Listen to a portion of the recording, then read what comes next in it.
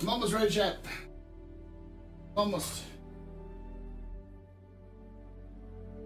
Can't forget the vest.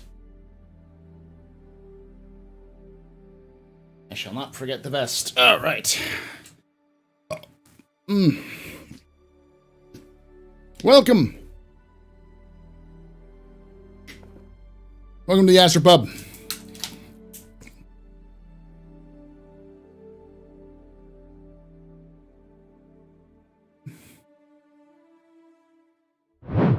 I did that. Hello, my name is Paul Berserker01 Batman Shelley, your humble host and space bartender here at the AstroPub, just space bar at the end of Twitch. Sit back, relax, enjoy the show. We got a good one for you. How y'all doing today? Because I need to do this anyways, every so often. You got like 3 times this. This today is sponsored by Factor. This is not our last sponsored stream. We'll be sponsoring. They've sponsored us for up until the 11th. That's why this thing right there exists. I've explained this before, but I'll go over again. Factor is a meal prep service that, let me put it this way. If you are somebody like me who works too much, doesn't have a lot of time to do stuff that's not on their schedule, or just doesn't really, just has other things that they want to do, but you want to cook meals. You don't want to go out and have, expensive set-in dinner meals. You don't want to go out and get a junk food. It's okay, but, every day kind of gets expensive and it gets really tiresome. But you want something good, something quick, something that you can eat, dispose of, don't have to worry about dishes, don't have to worry about assembly, all that kind of stuff. Factor is perfect for you. Let me show you. All right. So, I've got this box right here. They sent this to me on Monday. It's got 4 meals inside of it. It comes in a box just like this. You can actually have a little bit larger box, in fact, if you need to. Hey, yo, what's up? Will you indeed? All right. They have these little ice cooler things. These are they work pretty well. They can keep everything cool pretty much. And then you have these little boxes, right? So this is black pepper and sage pork chop. I pull it out. You can see we've got some, it's kind of hard to see, but you got some, there's some sour cream in here, I think, which has broccoli. And then you've got a pork chop, and you've got some chive and black pepper potatoes in here. So I'm going to take this downstairs. I'm going to heat it up here in a moment. But I've got, got a couple other ones. I've got stuffed pepper casserole. I've got fusilini ground pork with tomato ragu. And then I think this is the chicken one, right? Yeah, shredded chicken taco bowl. This is my favorite. So these are great. They come every once a week. You can order as many or as little as you want. You can even skip if you don't need them that week. Say you're out on vacation or you're out for work and you're like, I don't need that anymore. You can skip for multiple weeks. And the best part about all this is that if this interests you, all of this interests you, you can use !Factor in chat and it'll give you a link. That link and a code, you can use those to get 50% off of your first box. And I get a little credit for it. So definitely check it out. I can just personally, after getting my first box of delicious meals, I'm not going to sit here and tell you that this is the most gourmet thing you've ever eaten or the most delicious meals you ever eat. But they are good, and what you're paying for, they're good. And what you're really paying for is convenience. You're paying for convenience. You're paying for cleanup. Don't have to worry about convenience, and it's still good for its price.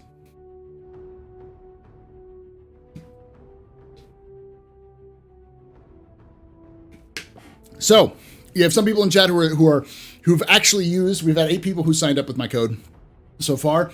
Some of those people are in chat right now who've already had their boxes and can attest to this. So if you want to, I'd highly suggest checking it out because you can get 50% off your first box, which makes it a huge deal. And every time you sign up with my code, I get a little kickback. I get $50 from them, which is really nice. Thank you, Factor, for that. So it's also helping me out if you want to do that as well. So thank you.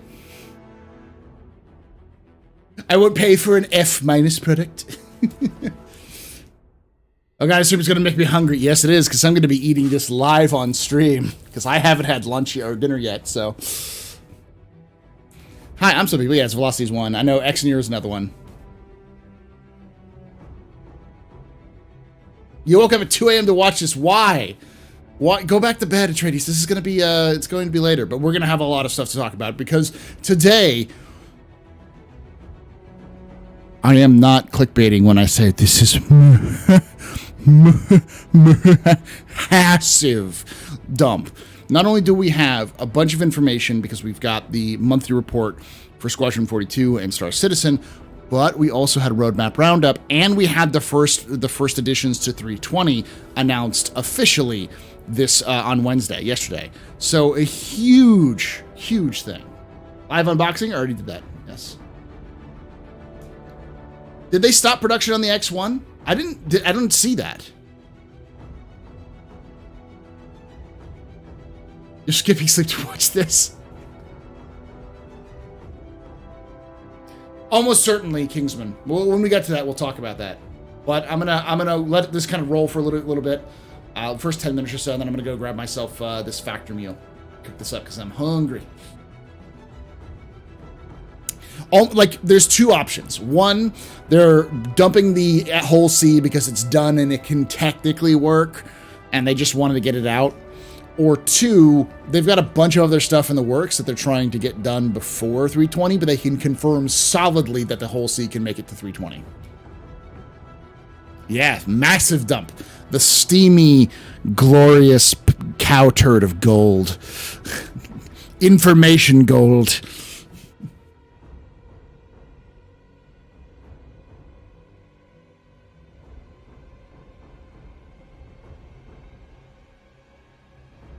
It may have gone through. I just don't do the dance stuff on this one because YouTube doesn't like it.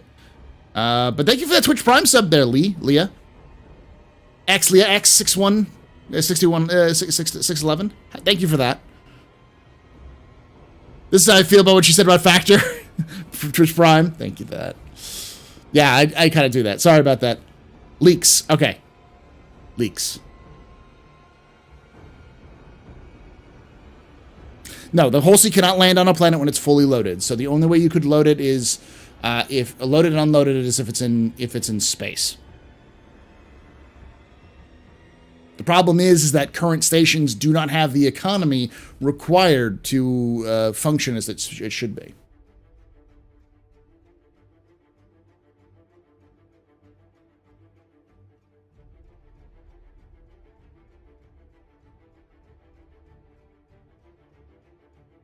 That ruins the point. Oh, the point of doing this up. I'm sorry.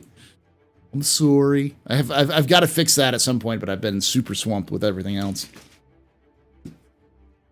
You can't work in. Well, yeah, I might work in Orison. That's true. No, the whole C thing. What do you mean that it ruins the point? That you have to only load it in space?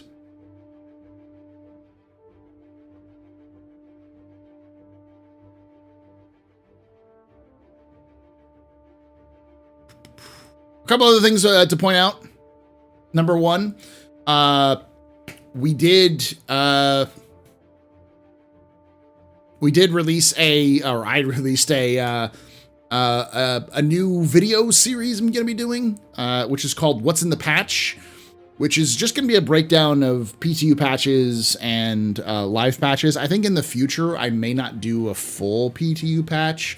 Though I think I can get away with doing like one a week if they're up there. Like, hey, what's changed? What's here? What's different? Just to keep it simple. Don't overload you with information, and then get it to the patch and have it released. Maybe do a what's in the patch for what they're planning on doing once they have full announcements. But it's going to be an infrequent release, just around the patch releases. And I might do it for other games too if it happens. I knew something like this would get a lot of attention. Like, I've joked in the past that, like, I know how to get views on YouTube. for Star Citizen, and I can do that. I have the ability to do it. I just don't like that kind of content, or like to do that kind of content, and it doesn't help other people. So I'm definitely gonna be doing this just because I can connect it to a lot of this monthly report stuff, because we can start to see the full tapestry of development. As a historian, one of the things that I really find interesting about history is you can scope down to the very tiniest details and blow it all the way up to the biggest kind of expanse and of events that are happening, and you can see the through line through all of them.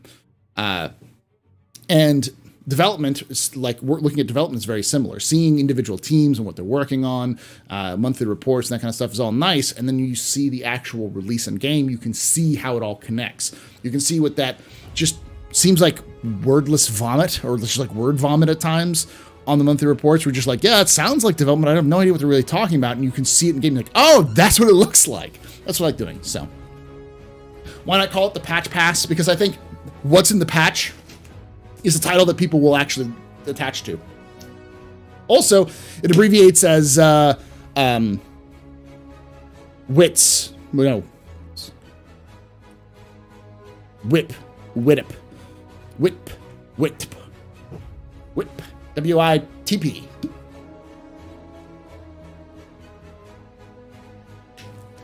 Thank you. Yeah, I was hoping to add a little bit, by adding more context to help people out.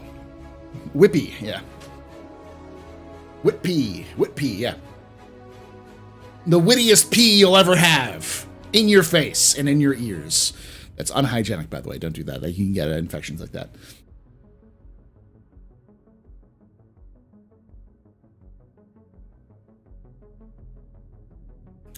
It went from 6 to 80. What went from 6 to 80?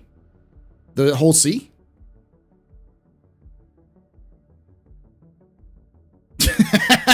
Thank you, Macton.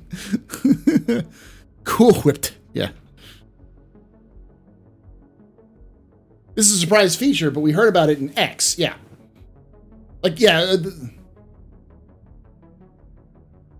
have 80 people watching? Oh, shit, yeah.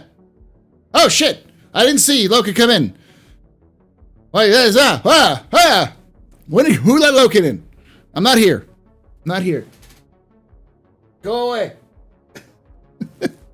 Welcome from Logan's stream. Thank you, Q-Pan.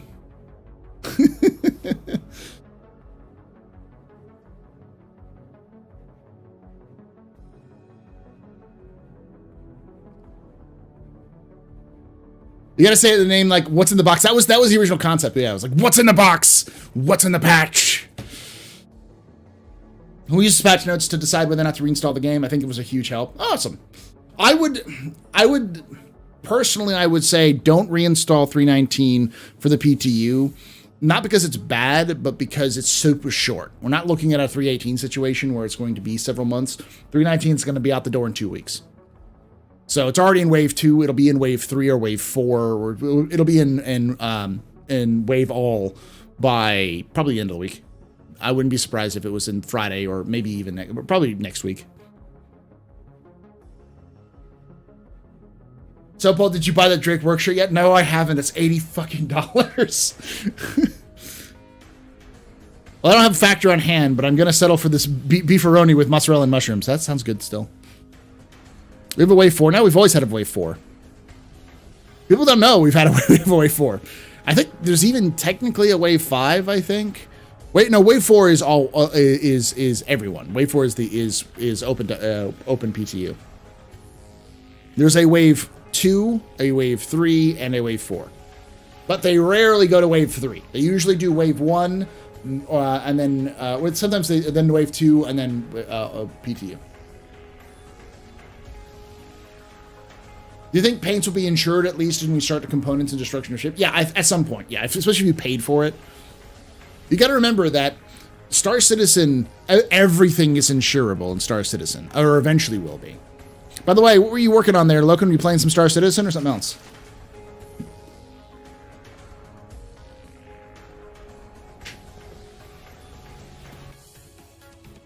Yeah, I think Wave 4 only came out in 3.18. when the original 3.18 was out, it went from Wave 3 to Wave 4. Considering it's just a content update rather than some hard back-end change, do you think they'll wipe? No, as long as they can't, as long as they don't have to, they won't. When I saw it was only looted comps that won't be insured. Yeah, right now it's looted stuff, but I mean, eventually everything will be insured. What I'm saying is like the goal, the game design for Star Citizen is that everything you own will be insurable. You can pay for insurance for everything and anything in the game because they want to have as many money sinks as possible. And those money sinks are important for players to kind of, who are especially more cautious, who are really want to make sure that stuff. So is Wave 3 is open PTO though? No, Wave 4 is. Wave 3 is just Wave 3. It just, by the time they go to Wave 3, it is effectively open because they just open it up to everyone at Wave 3 usually. Oh, was he doing Jedi Survivor? Nice.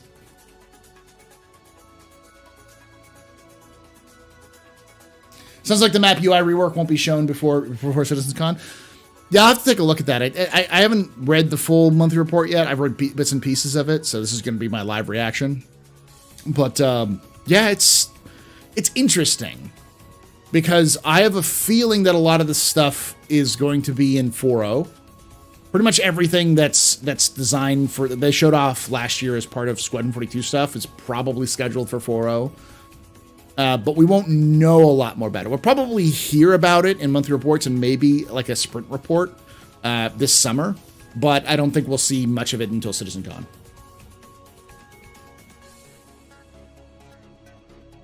Yes, we're live, Jordan. I think CAG goes Evocati Wave 1, 2, and 3. There is a Wave 4. There is a Wave 4. It's just Wave 4 is open PTU.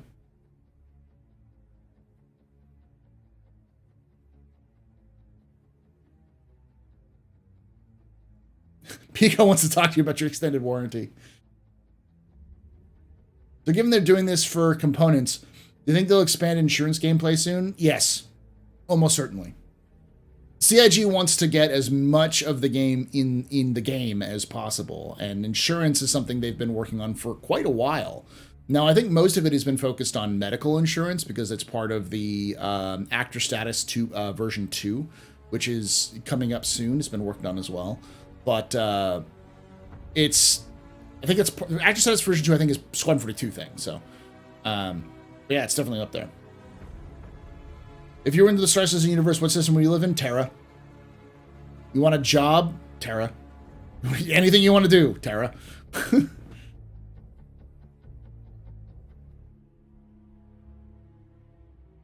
ISE this week was fluff again, but it wasn't that bad either. I think the buggy racing was different in different cities. It'll be fun. Yeah, it'll be fun.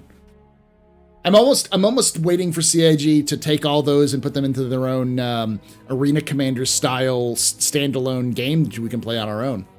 And I know a lot of people are complaining that like that PTV is super hard to drive. It's like that's because it hasn't got its rework yet. They've been working on vehicle drive, like how vehicles drive for a while now, and they're slowly working through it.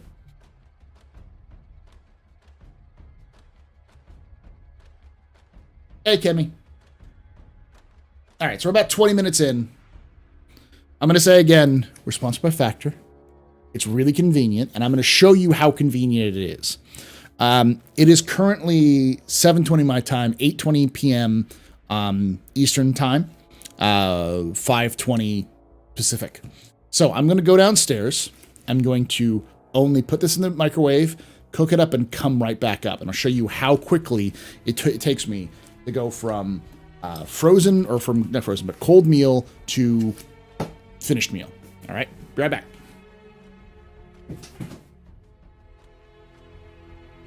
Yeah.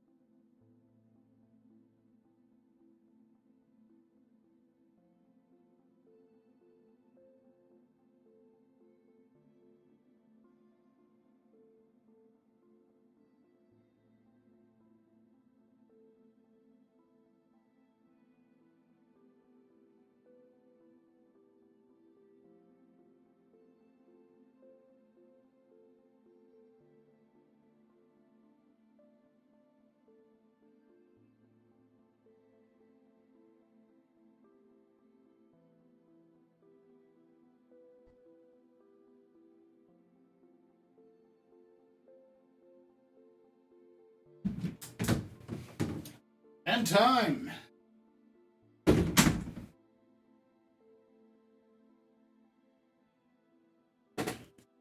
It is done.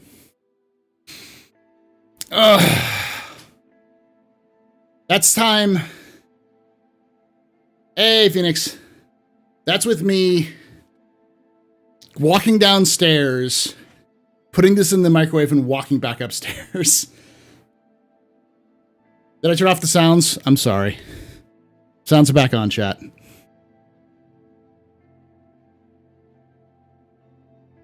Thank you, Bluesy.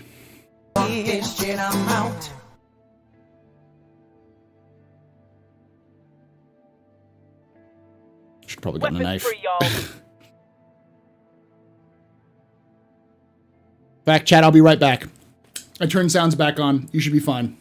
I'm gonna go get some a knife to cut these things.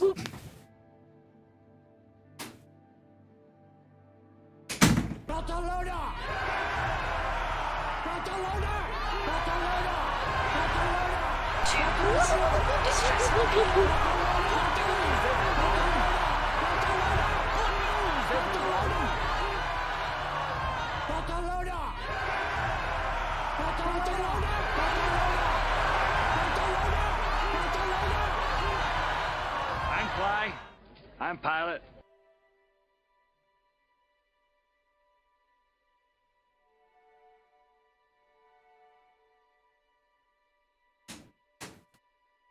Everybody and his dog calls himself an outlaw. Drugs. I'm back. I'm turning off the fun. Welcome everyone from the Inforunner stream.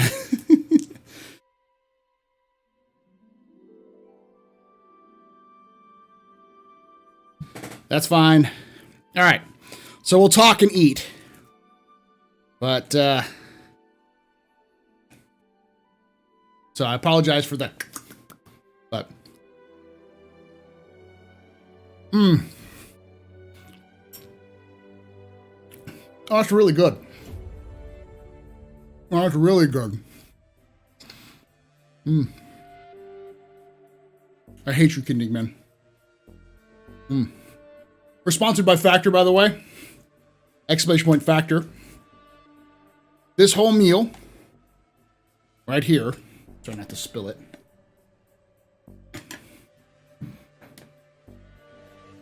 This whole meal right here, over here is just, it's green screened out, but it's broccoli. This whole meal was made in 2 minutes.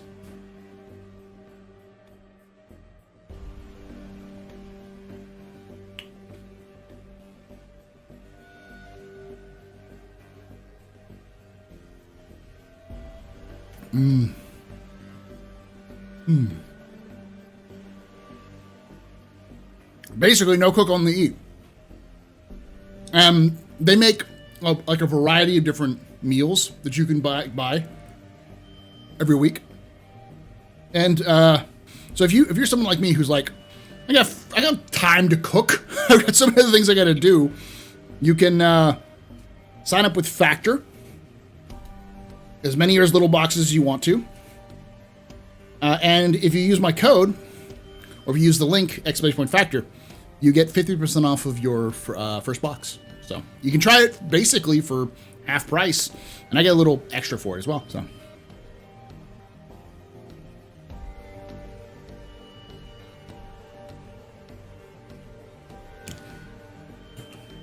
I hate your star. I hate X for that.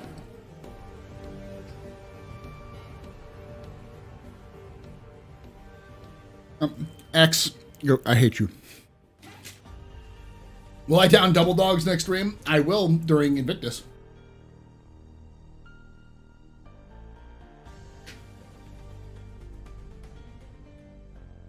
When will I do it with starcitizen cuisine? Soon. How's the stream, X? Big week. It's been a big week for news and such.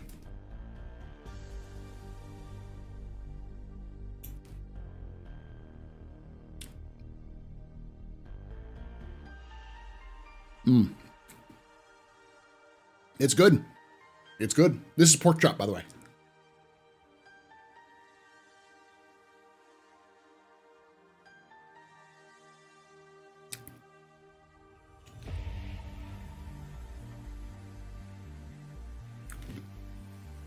And I'm not going to sit here and tell you that Factor is like going to save you tons and tons and tons and tons of money. But I can tell you that it's good. And if you're going to go out eating food at like restaurants or fast food instead of cooking, like a lot, this is a much better option. I don't know what this is. It's like a cabbage dipped in like white sauce. My favorite kind of white sauce.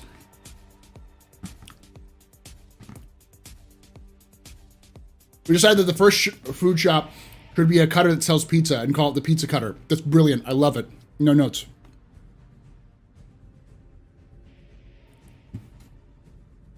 Hi all, this is live. Is this live? No, it's not, Tom Bear. I'm just psychic.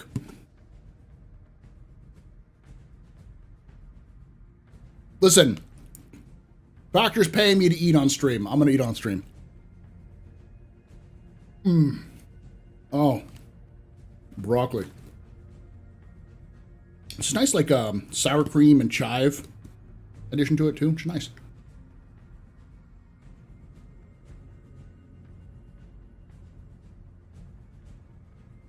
Mukbang. I don't have a big thing of food. The best part about this is that, so like this whole thing, this whole meal, less than 500 calories. Like what, that pork chop plus the little like, kind of like, I don't even know what that is. Sort of like, I guess it's coleslaw, something like coleslaw, and broccoli is like 490 calories.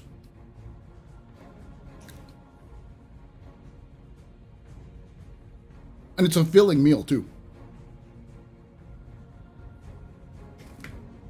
This meal, as a whole, with a discount, cost about $8.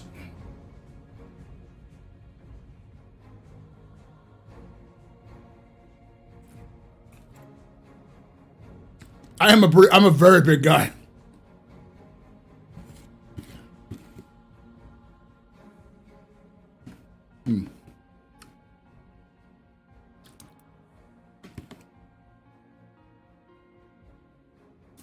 That's pretty average there, Darsh, in the United States.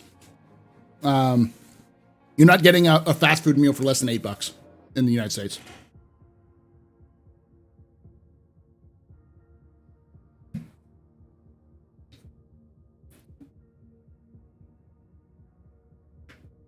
Yeah.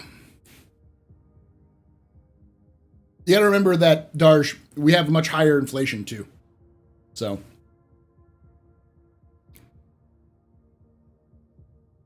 Question is, how filling is it like? No. You only need one for a meal. Like, I couldn't eat anything else. Like, I'll drink some water and stuff like that, but, like, I'm full. That filled me up. I'm probably good for another 3 to 4 hours in terms of, like, you know, standard meal stuff. Hey, everyone.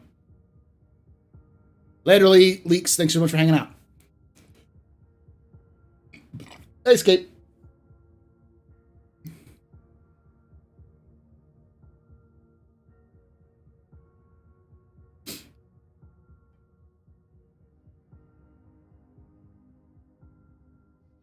And you can ask anybody else in chat. There's other people in chat who've gotten this as well. They can tell you the same thing. It's a good meal. Don't forget to put your helmet back on after eating. Oh.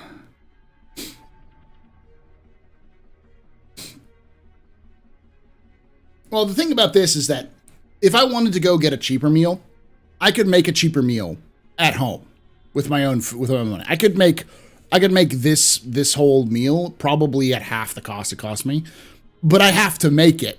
Like, you're paying for the convenience, like I said.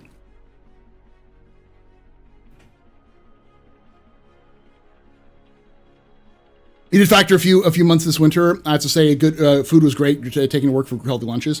It's a fantastic thing if you just don't have time. You don't for lunches is a good example. If you don't want to go out every you can have lunch. I've done that before. Cam and I have done it for just kind of because we've been working and we don't want to do anything. So do that. It's nice stuff. So. Also, because you missed my last question, how much would it cost you to get a top-down camera and show? Oh, I saw that. I forgot to answer it. I'd have to start doing minis more frequently, and I'll probably do that this summer. And I actually do have one. It's actually right behind my camera, right there. So I could start using it more. I just need to just use it more. Is there going to be an issue if we simulcast to YouTube and Twitch? I've mostly been doing stuff on Twitch and thought we might be in trouble if we do it at the same time. It depends. I've been doing this for several years now, and neither side have cared. And I'm a partner. I've known people who've been doing this for years. Board Gamer, for instance, has been doing this for years, and he hasn't really had an issue. It's technically not allowed, but they haven't stopped me. Yeah. If I was getting 4,000, 1,000 people watching me, yeah, Twitch and YouTube would have problems. But at that point, I would be like, cool, pay me more, or I leave your platform. So.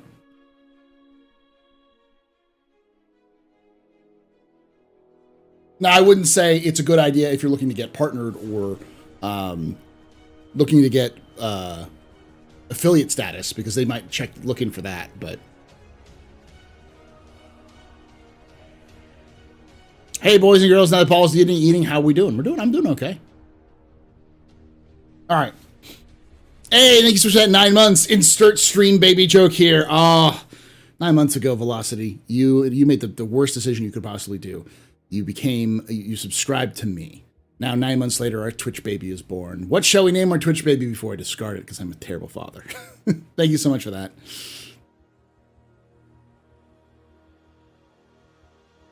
Speaking of, did you check your PO box? I sent you some goodies. I haven't checked it. I will be checking it tomorrow, though. So I missed your 3. Oh no, I missed your 3 months up. I gotta figure out how to do this because I can't do the dancing and stuff like that. But I can at least do some notifications. So I will have to set something up with some notifications.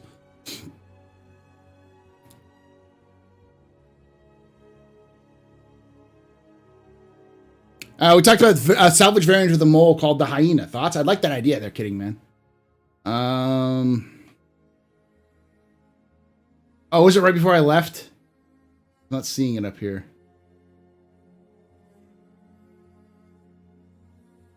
But thank you for that 3 months of support there. Doc Platypus.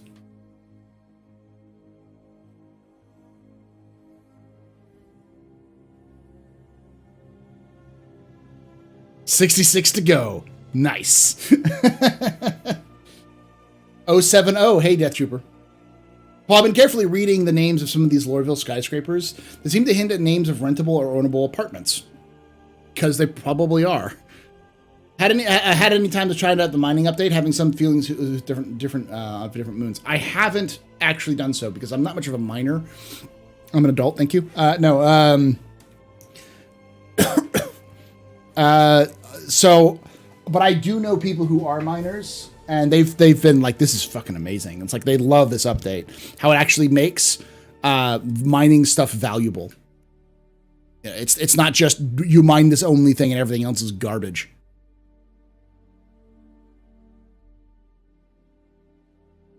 I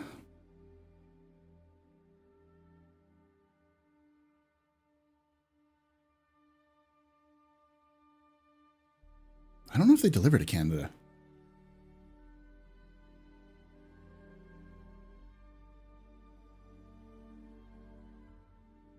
But 30K, so I haven't had a 30K since I played it. I played it a lot yesterday because I had to get a bunch of footage for my my video, and I even did a couple of different missions. I didn't experience a single 30K. I had plenty of bugs, but not 30Ks. Miners, not miners. Alan Rickman.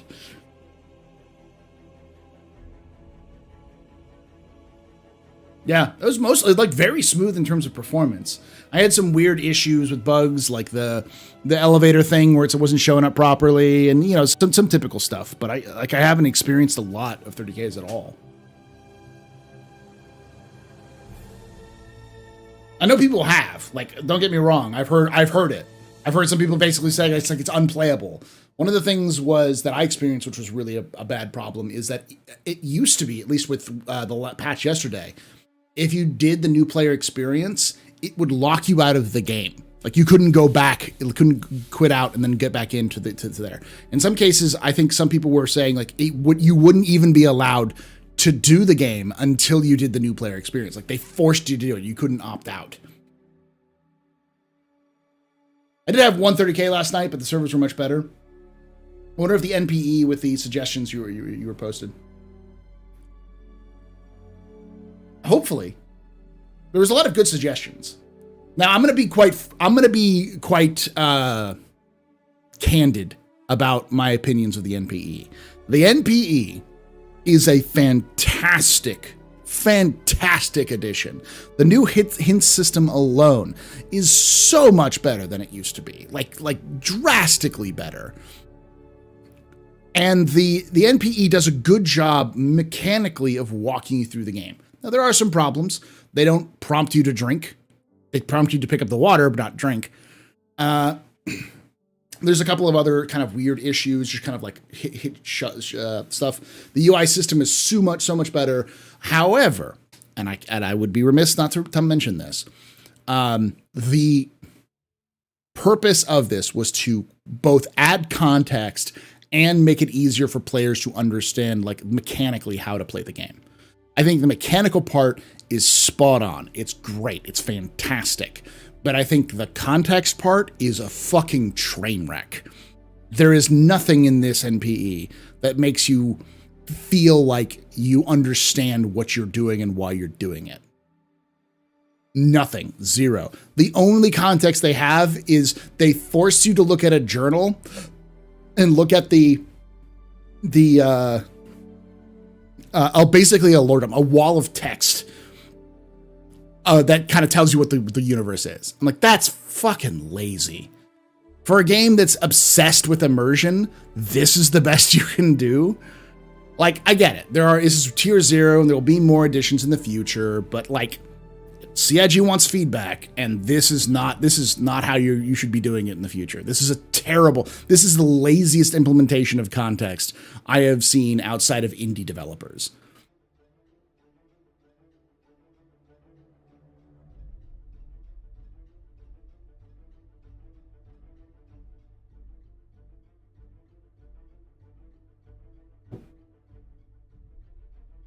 So,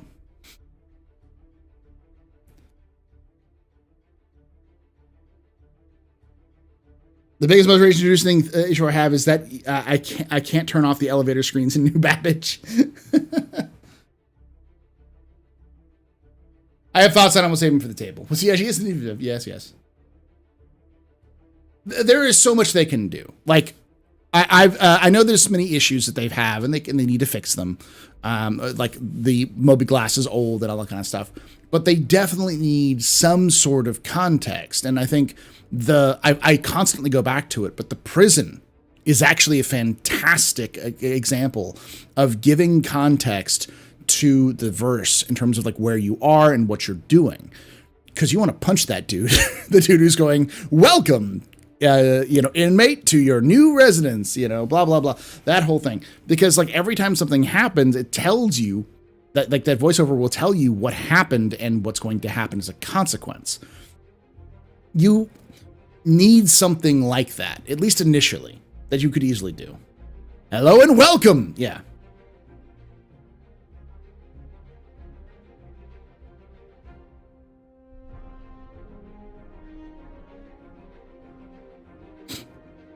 A little help text are good for new players, but instead of at least 10 minutes of go do that, etc., learn to learn the basics. Yeah, those are great. No, like I said, mechanically, this is a fantastic system. They created a very good system that I think is not idiot proof, because they always make a better idiot, but it's very, very, like, you'd have to be really dense not to be able to get through the tutorial. But it's effectively like, it feels like a tutorial that was designed by not even a game developer, like a programmer. It feels like a programmer created asset with very little input from narrative or game dev, because it doesn't feel like you're doing anything. There's no reason for what you're doing. I mean, those are good ideas, the having simple gameplay loops, but I think those could be added in as missions for specific things down the line. That's like a later addition. I wouldn't say that should be added in now. I think that's something that should be coming into the game more around beta, because that's more of that sort of thing. But if CIG wants to get the mechanical stuff in, that's great. Like if this was just a mechanical edition, I wouldn't even be talking like be this critical, because if they're like, this is just to get new players in, I'm cool with it. It's alpha. They got stuff to do. But they specifically said that this was supposed to add context, and it's like, to do what? I don't know where I am. Cool. I've got a fucking book report I got to read. I've got an essay I have to read on lore. Boring. It's like, okay, eat food. Okay, why? Why am I eating food? Why is there a burrito and water in my hab? Okay, go here and go out. Okay, what am I doing? It's like you're just doing things because the game tells you to do them, because it's a tutorial and people know that it's a tutorial. But that's not a really good idea for if you were trying to add context. But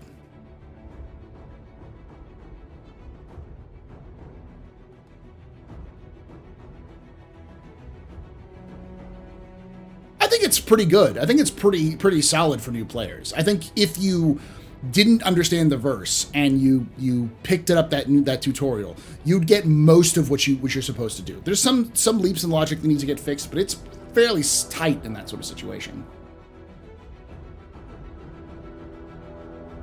So it's not like the jump because I told you it so it's not the jump because I told you. It needs a reasoning why I told you to jump. Like, here's a good example. Call of Duty 2, right? The tutorial is freaking Stalingrad. You go there, they say, here's your gun, we're going to teach you how to fight. Stalingrad's across the river. Take this potato, throw potato, that's the grenade. Like, they do the whole shebang, and it gives you context. I'm in World War II. This is Stalingrad. I'm learning how to fight. These all make sense to me. You know, there's lots of games out there. Portal is another great example. Freaking Half-Life 2 is a fantastic example of mechanics through the universe rather than through arbitrary hold the boost to get through, you know, kind of thing. Even that does a little bit better. Now, again, this is an alpha. This is tier 0. I understand. But if they really wanted context, that's not good.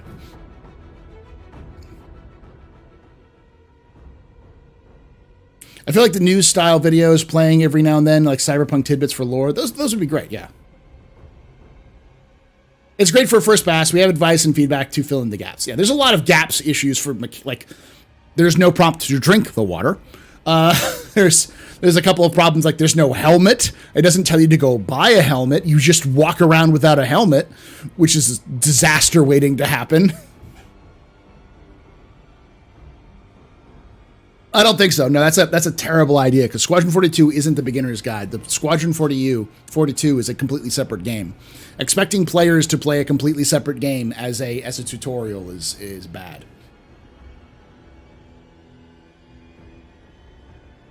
Because what a lot of people don't know about is that they're not the same game. They used to be at the very beginning, so you just bought them both, but yeah, you don't know you're supposed to call ATC. They do talk about a button that you push. They do say Alt N to not call the ATC, but it's like for comms or something like that. Like permission to land I think is what it says.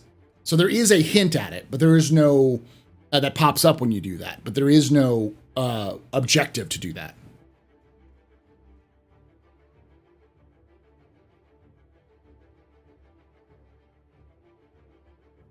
Apparently, if you have hints disabled, it removes a good chunk of the tutorial from players. Yeah, that's the other thing. If you choose a tutorial, it should be forced. The hint should be forced on. Yes. Thank you, Duck, for that 100 biddies.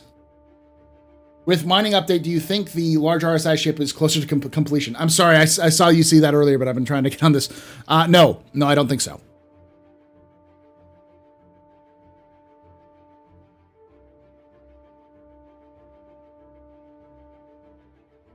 Sorry, I was going on a big rant there.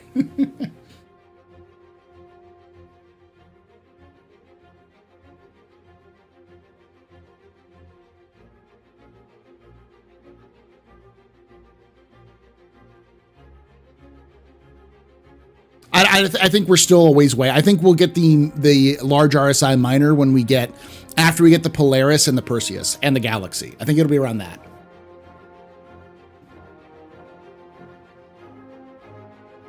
Can you give us any Invictus hype, any secrets leaks? Well, I know there's plenty of leaks. One of the big ones, the tutorial mission needs a side mission for you if you get attacked during the flying section. That's what you did in the original tutorial that they did.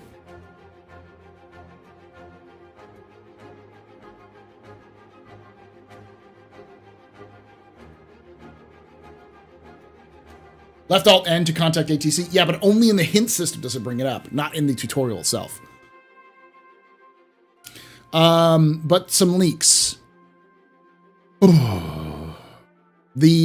may be able to tour a Bengal carrier, this Invictus, at least portions of it, because we found an announcement of the arrival of the Bengal carrier to dock at a station, which was the same sort of announcement that was for the Warhammer, for the Javelin tour. Yeah. So that's not confirmed, but they did find an audio file that specifically said I forgot the name of it. It's the name of this blah, blah, blah, Bengal carrier is coming into land. It was like the name of the ship. So it's in between the two in size would be knockout, but really old pipeline. Oh, here's the thought. The whole C being built, do you think the whole B will come soon after? I don't think so. I think the whole B will be coming in kind of like the X1 or the Taurus, where it's just going to be one of those things that they do last when they don't have a lot of time. They got plenty of time left. They've got extra time. I was really waiting for some sort of tutorial like they used to have, something with a story as they have it. Well, like here's the context. So here's how I would create context. I am not CIG, and CIG, feel free to steal my ideas, but I've joked about Clippy for a long time. We need a Star Citizen version of Clippy. And then using something they already have done, which is the hello and welcome, to Kleischer, I would do something called Moby Help Assistant. Now, the Moby Help Assistant comes free on everyone's, a tutorial version of it comes free on everyone's Moby Glass. So when you wake up with an alarm sound, and then a voice comes over saying, this is your alarm. Hello, I am your Moby Glass assistant. Tutorial version, like a trial version of the Moby Glass assistant. Now, let's get you out of bed, kind of like a Siri sort of thing where it's like, then you have the prompts that come up and the objectives, and you just have a voice that kind of walks you through as if it's your Moby, as if it's an assistant, like that you're picking up. That way you wouldn't have to need as many, like, drink the water now objective, drink the water, like kind of order. It's just pick up the burrito, and then have it be like a good meal, and a good balanced meal is important to healthy long life, especially in deep space, sort of thing. Then after your just a voice, you don't need like not the Blade Runner style crazy stuff, just the voice for now, and it walks you through the process and it gets you to the station, and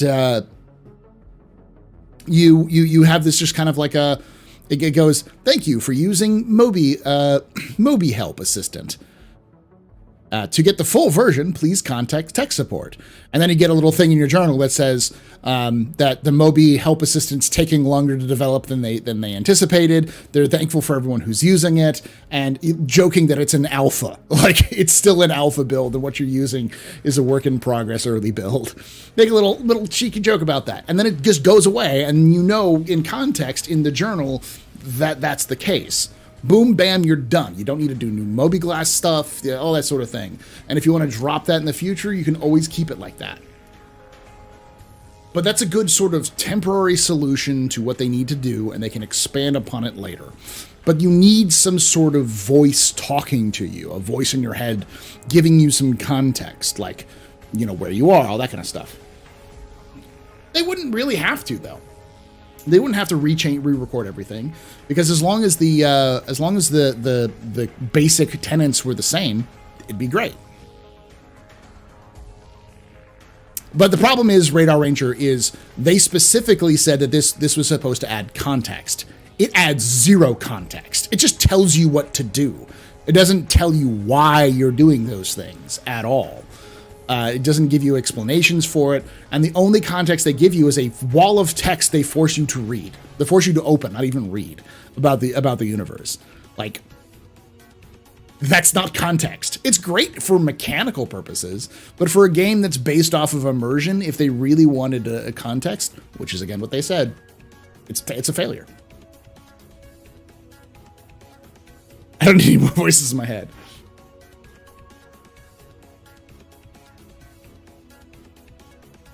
Because you could do it in a generic way. You'd have to re-record voices if you change the entire tutorial.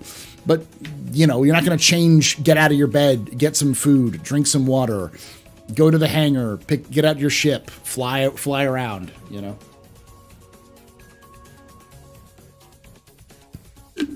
Makes it quick and dirty. That's true. But, again, based off of CIG's own description, it's a failure. I wouldn't have had an issue with this at all if CIG didn't say that's what they wanted to do. July's when we get the Mobi-Glass advisory work. Yes.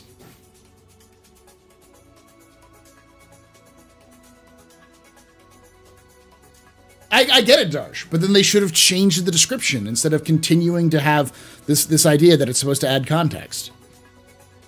It's better than nothing. But again, it's an issue with CIG and their communication. If they just dropped that little sentence from it and just said, hey, we've got other things we got to worry about. This is just to get basic, bare bones, get you into the game, and you understand that you're not going to sit in your bed for 2 hours trying to play the game. I'd have been like, fan-fucking-tastic. This is great. Nice and simple. Get it out there. But no, they're like, no, we're working with the lore team. We're trying to get, how do you understand, make people understand that it's 900 years in the future. Well, also, it's like, you didn't do any of that. That's a lie. Do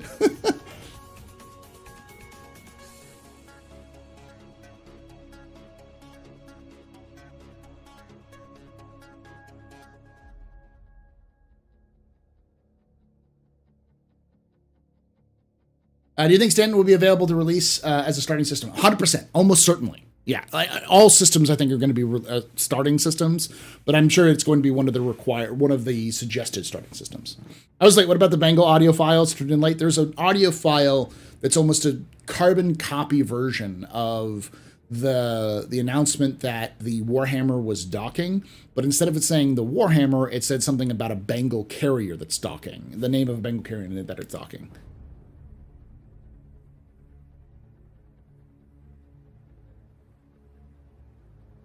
Have they said which systems will be starting systems? No, they haven't directly.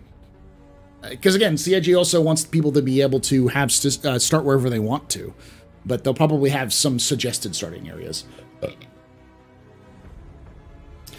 Do you think CIG should stop selling starter packs other than the Roar ES and reward the player to the end of the tutorial with their choice of upgraded ships such as MR, LN, LX, Alpha, Beta, etc.? Yeah, not really, but yeah. Why is that? No, BouncerBot, I'm not giving that away. That was given away. Stop it. Get some help. That was given away. There, turn that off. A while ago. The UE and Warhammer have Captain Sigmar at the helm. The word of today, drinking game, is context. It's what CIG said. I feel like they'll let us start in any system. Yeah, they will. But they'll definitely have some suggested starting locations. Like, I don't think you're going to be able to do the tutorial in every system. I feel like it'll be a handful of systems where you have that access to it. No, we haven't gotten to the monthly report yet. No Fire Rage. We'll get there soon. UE Barbary, thank you. It's the docking mangle, thank you. They did drop some lore in the opening journal entry, but it's not a lot. Yeah, it's a wall of text. It's what it was. That's the problem block. And I don't even care about the lore. Like, honestly, I could care less about the lore in a tutorial. Because the key with any sort of these sorts of games is to ease players into the universe through the context but through gameplay and context of that gameplay. You know?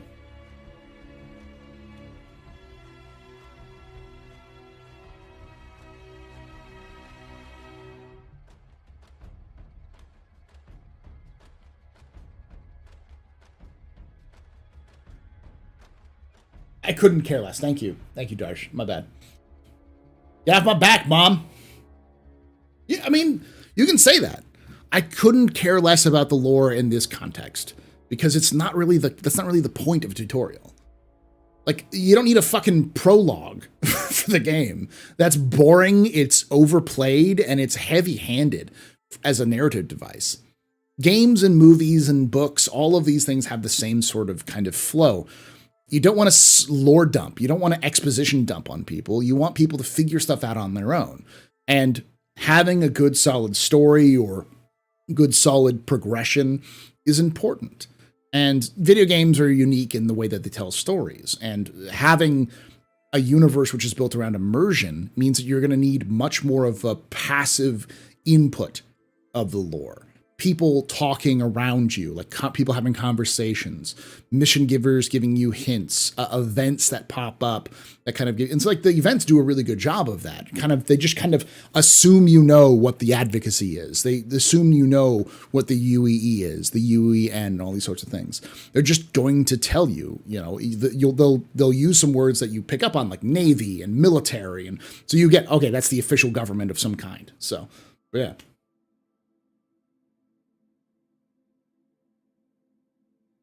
I don't know. I still think you can link the lore in a vague way. You don't need to be like, eating was detrimental in 29, was determined in 2936 to be the optimal way to inject nutrients.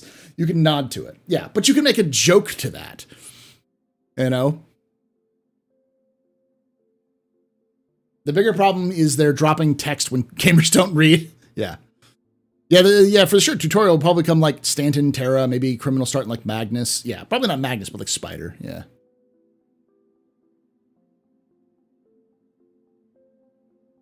I don't think you should have a prologue with Squadron 42. I think you should just, again, it should be context driven. Like, I think that's the weakest part of Mass Effect. Mass Effect 1 has this scroll, which is like, I don't care, didn't read. Like, you got more information about that first mission at, was it New Terra? Or no, I can't remember the name of the place, but Novaria, I think. Was that Novaria? Where you're like trying to hunt down the Stop the Geth and hunt down those sorts of things. The year is 2953.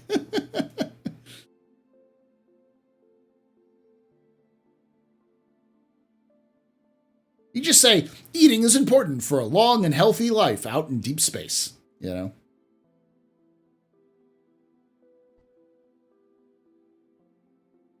You could do it. I don't think you'd need to, though. The place? Babylon 5. Oh, I'm hyped about that movie. How dare a game ask me to read? Well, the problem is I've always had is that if you actually go back and play, like start up a new game of Mass Effect and look at the fucking size of that font.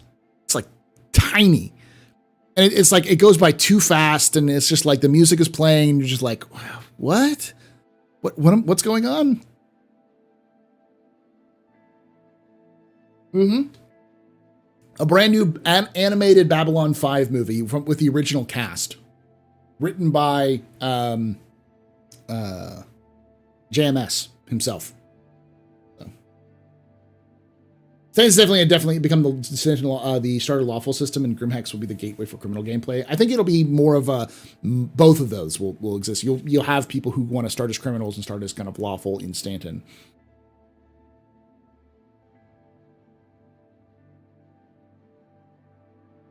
Eating. Would you like to know more?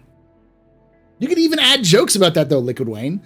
You like the voice in the background could be like, "Would you like to know more about the nutrients you're ingesting? That burrito has been made of blah, blah, blah, blah, blah, blah," you know. If you'd like to know more, go here, you know. I'll stop there, Fiery. You think there'll be a RuneScape-esque starting area in the final version? Or the intro not be a gated area? I don't think the intro will be. I don't think it'll be a gated area. It may be a gated instance, because they can do that, where only intro people are playing in the instance. The second you leave a certain point, it transitions you back into the verse.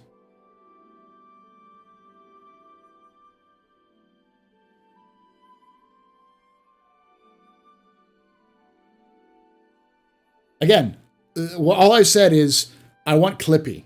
All right, I want a Clippy-esque, so it looks like you're trying to fly a spaceship, you know, kind of like sardonic, or not sardonic, but like almost sarcastic, like static sort of approach to it.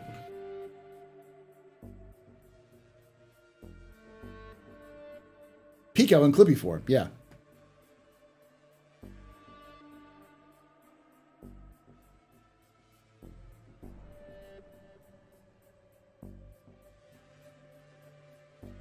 I bet you're wondering how you got here.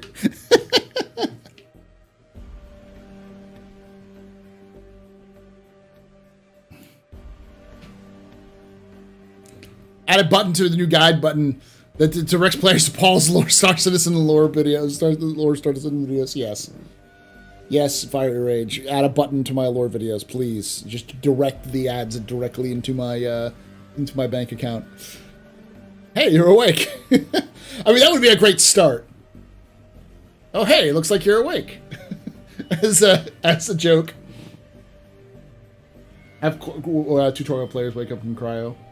I think you could just do you wake up as an alarm sounding and a voice being like, "I am your this is your alarm. This is your wake up alarm that you set earlier. By the way, I'm your Moby assistant." Trial version. Oh, hey, it looks like you've fallen through the floor. That's happened to me a couple of times in the 319.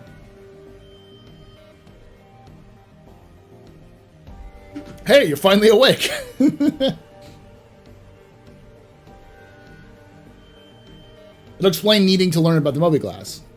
So, Paul, I've never created my own thread on Spectrum before. I just made on for new play experience idea I had. Were you interested in reading it? Sure, kidding. Put it in the link. I'll put a link. I'll take a read.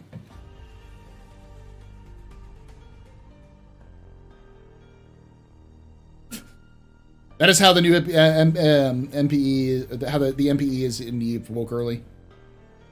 All right, let's take a look.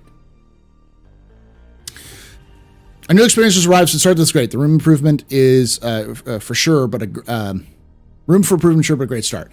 That said, I have an idea for a more immersive experience getting the field started in the verse. A nice intro of you boarding a ship, heading into a quantum, to arriving at Stanton, arriving at the destination, maybe not accessible through play sessions.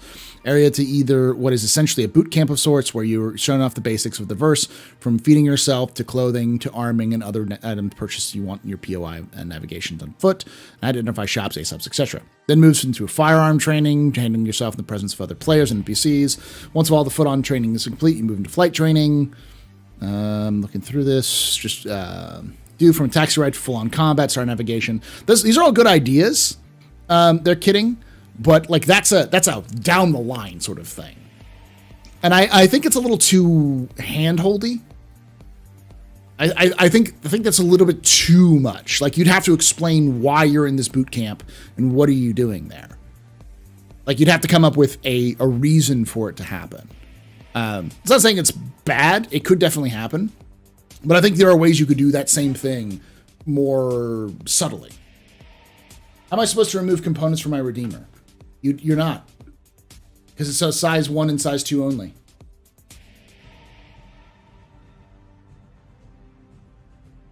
For sure, but I feel like a cool experience. I think that's what you described as very Squadron 42. I think that's very much that. So, no, Squadron 42 is not the tutorial for Star Citizen. Stop fucking saying that. It's a complete separate game, y'all. It is a complete separate game. It is not the same game, and you're expecting players to play a $60 title to understand another $60 title is terrible game design. God damn it, Zark.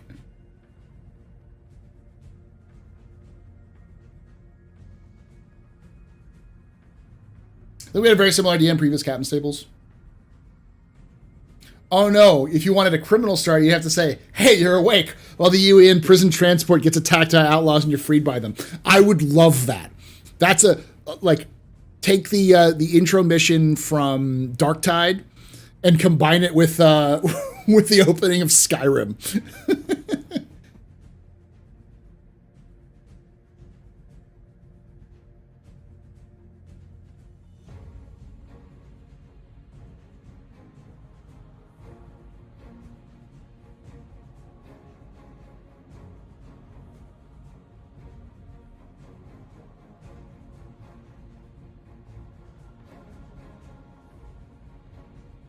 Well, what if Star Citizen is a tutorial for Squadron 42?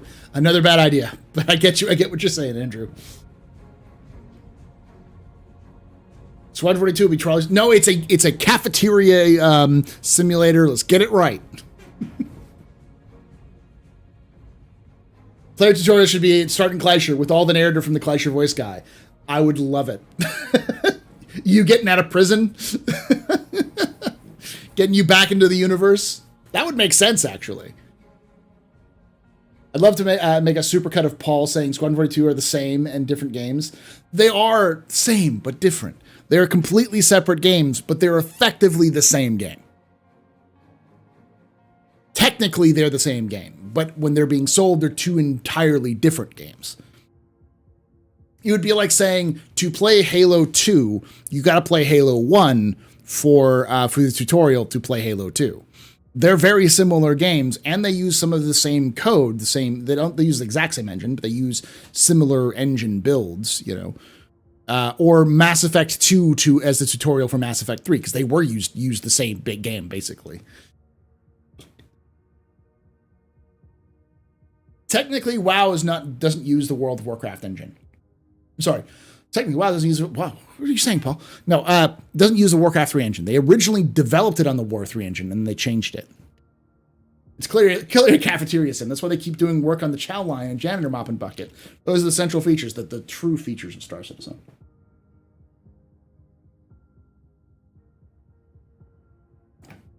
In the PTU, I spawned in Area 18, and there's a crowd of people realistically congregating. I think they're about to have a protest.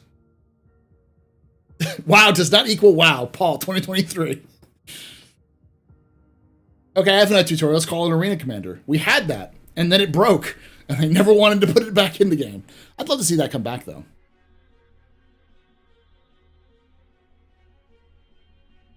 They should add a quick tutorial for each type of mission. Do you want to do bounty hunting? So here's the thing. In my perfect ideal of a bounty of that sort of thing is to have each organization have like in-game organization. So like the Bounty Hunters Guild, the Rust Society, those sorts of the United Wayfarers Club, basically offer you a tutorial mission, which is just you going there and doing a mission chain with them where they teach you the basics of how to get it done. But you still have to go find those missions or get directed to those missions.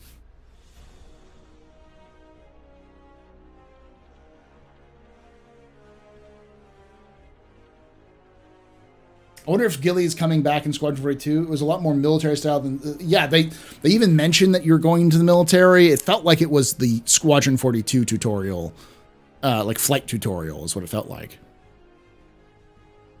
They have these certifications or qualification missions to take you to get that access to the better mission. That is where you put the tutorial. Yeah, basically. For those things. I'm also a big fan of the idea of having mentorship programs where each organization that you have reps with, you can choose to be a mentor. And if you're a mentor, they'll pay you a certain thing, or they'll just give you reputation bonuses for having a mentor with you. So every mission you do, you get a higher rep payout with a new person with you. And once that person reaches a certain rep level, that mission drops and you kind of move along. Basically the guide system, but for each individual organization rather than just a generic guide system.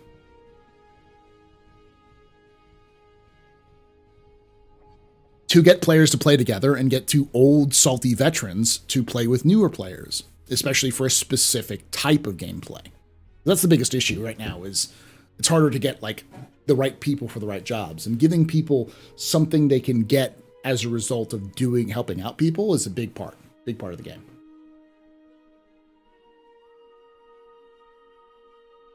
All right. Let's watch ISC. It was a good ISC. I am not going to say the ISC is bad. It's just not very informative for people who like to watch ISCs for very specific reasons.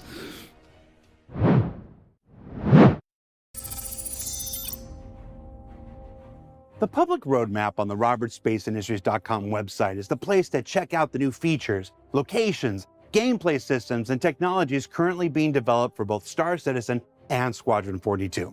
But as with all things in game development, there are gaps, small breaks, quick moments when a single developer is forced to wait for another dependency to be finished before work on their primary or even secondary tasks may continue.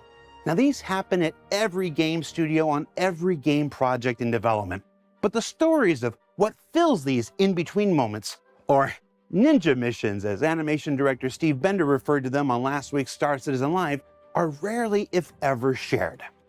Now, with the team heads down focusing on bringing Alpha 319 with its new content and continuing performance fixes to live servers within just the next 2 weeks, and the staggered development of Alpha 320 already well underway that we'll be exploring here as early as next week, we hope you'll indulge us this week, as we thought we'd dedicate this in-between ISC. Do you think Squad 42 will make you feel as much of a badass as Halo did? No, you're not, because you're not the Master Chief. You know, you're not a super soldier. You're just a soldier. You're just a pilot. I think it'll make you feel badass because of how much the game's going to throw at you. But again, remember, I have entirely spoiled myself on the game, so I know what generally is happening. And yeah, I will say, from what I've seen and what I've heard through leaks and other aspects, it does have this. There are moments of you feel like you went 10 rounds with a prize fighter and you still got to fight kind of situations. There's a lot of intrigue and mystery. There's like a plot thread you got to go through, be like, what the fuck's going on, sort of thing. So yeah.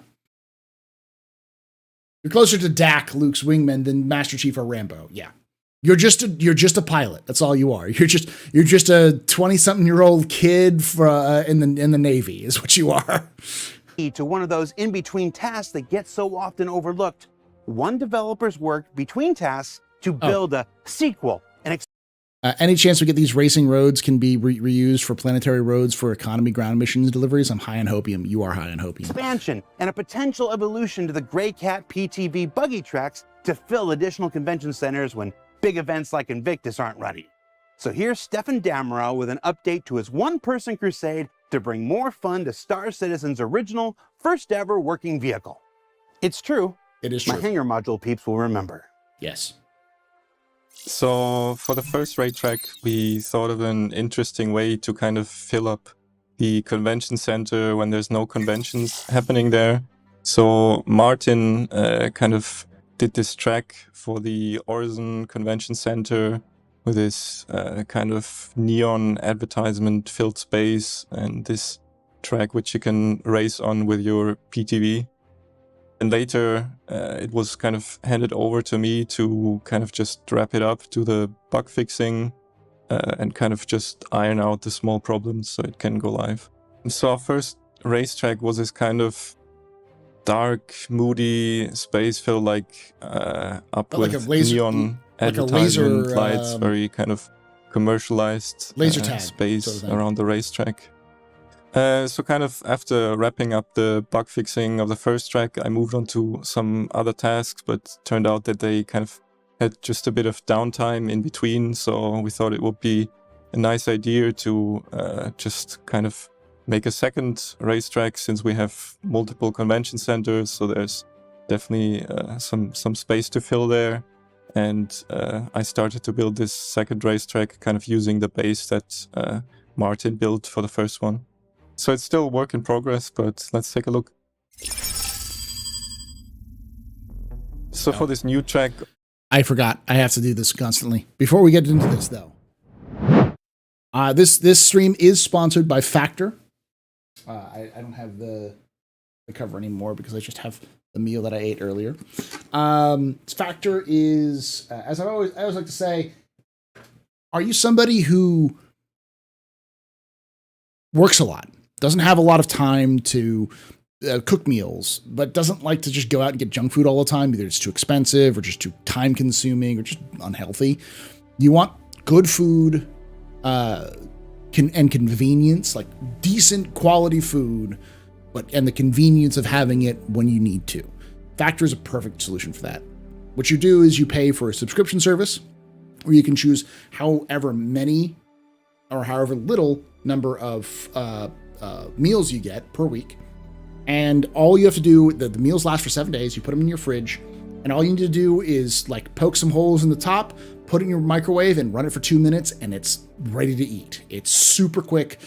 There's no like this right here. And you just toss this when I'm done. I think it's even recyclable. I don't know if that's true or not. It might be. And I don't think it is because it's a food container. But you're done. You're done. You don't have to worry about cleaning up after yourself or anything else like that. It's done. So, but it can be a little expensive. I'll admit that. And lucky for you, I have a 50% off coupon. So if you want to try this out for yourself, you can get 50% off of your first box with Factor using my code !Factor in chat. Love for you to try it out. I've had multiple people in the chat already try it out and said it's great. And I get a little kickback as well every time you order one with my code. So if this sounds good, give it a shot. Give yourself 1 week and get that 50% off. I can guarantee you'll enjoy it. All right. Obviously, we want to kind of keep it different and create something new to give a bit of a different vibe compared to the previous one. So we took the same basis, which is all the racetrack pieces, but just kind of adjusted the stuff around it a bit. So first thing you notice is obviously it has kind of a different dressing around it, different styles. So this one is this snow-filled environment. Since this one will be placed on New Babbage, we thought it would be cool to kind of reflect that also on the interior a bit and just kind of get a bit... Yes, the boss battle will be Santa Claus. What's the famous Frozen map from Mario Kart? The one with the penguins on it? Of a different mood. So also the layout in here is different. So you still have the main hall where a lot of the racing takes place, but then you also move into these side sections, which you have usually for conventions. So we have this that's nice. Big room here to kind of play around with and use the space to also create a bit of interesting section for the track. So from here you kind of just circle back into the main room again. We have this nice interesting circular room where we definitely want to put something eye-catchy and cool here, since it's kind of a prime spot for that. Animatronic Boreal Stalker. Drive around here. And then it just leads you back into the kind of main hall again. So since I already mentioned the idea for the thematic dressing for this kind of from Microtech, but also instantly ideas of Five how we Nights at can Stockies. use the setting kind of popped up in my head. So, for example, as you can see, this is this very kind of... You put a giant... This is Microtech. You put a giant Pico in that location. A giant Pico. hazy, cold, bit foggy space, and thought it would be cool to potentially kind of use some areas maybe to take a bit of vision away from the drivers and kind of use it to make it more interesting. A lot of this stuff is still kind of in the very early idea phase, so not everything in here might necessarily kind of end up in the final racetrack, but this is just mostly just throwing some ideas out there. Another thing kind of associated to this dressing would be these kind of icy patches of the track. So on these ones, actually your vehicle like has different grip on the surface, so it's all a bit more kind of slippery, harder to drive on. So you want to be mindful if you drive over these patches. So for this area, I just mainly tested it out.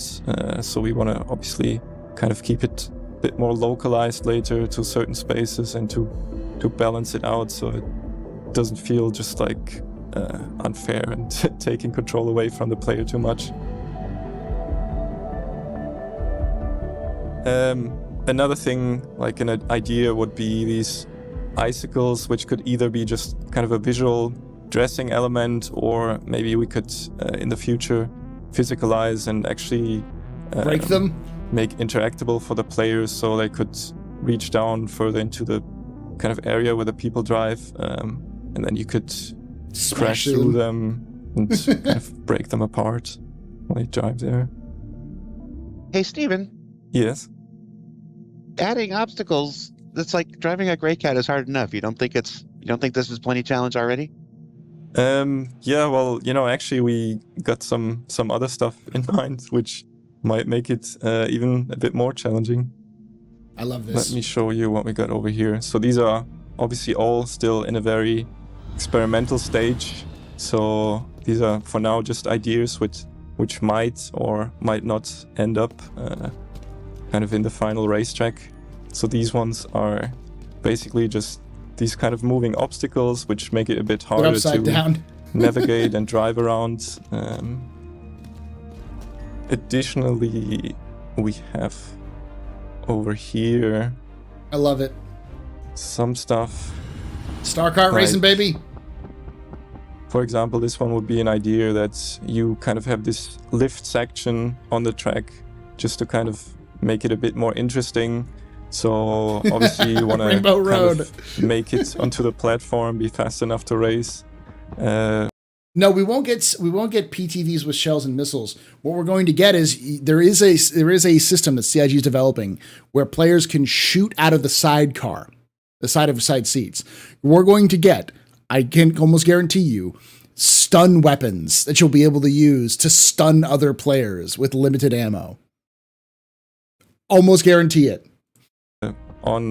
Because otherwise you'll kind of just have to wait until next time the piece goes down for you and lets you go up there. Then another idea would be here, this kind of little jump pad. So if I just get into the PTV.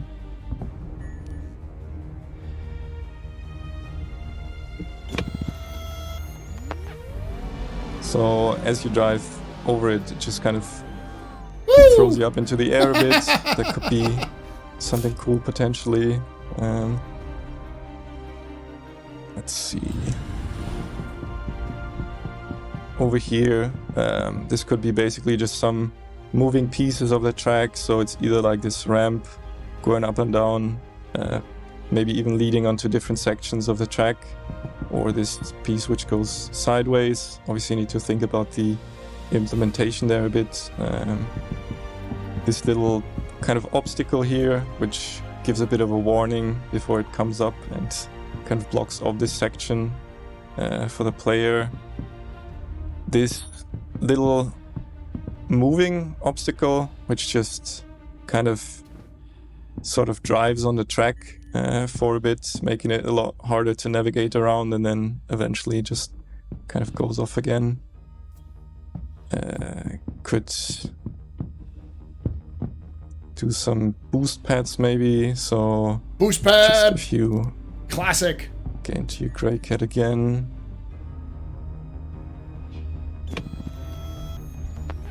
Drive over it, and it just kind of gives you a little boost.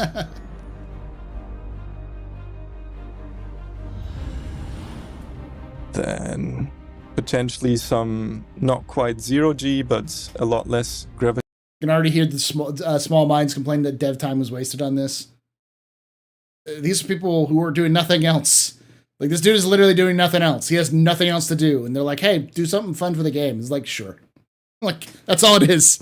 Involved jumps over ramps. So otherwise, you'd be paid to do nothing else. You could get sections of the track where the gravity just is a little bit turned down, so you get like bigger and longer.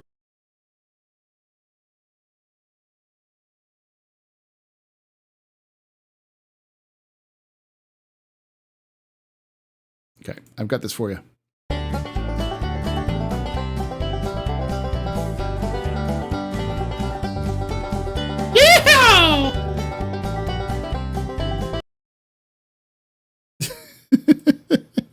Doing this in your spare time between tasks? Yeah, so this is kind of just an in-between task while there's downtime on the kind of bigger, more important stuff. And again, like it's important to mention that the last stuff you saw is very much still kind of just in the idea phase, so it might or might not end up like on the next track, and it kind of just more serve just as a starting point for a discussion also with the other departments of how easy it would be to implement something like this. So it's synced on servers between players, so they're actually seeing the same thing happening at the same time, and it's not just like localized to one player's machine and it's completely in a different spot for someone else.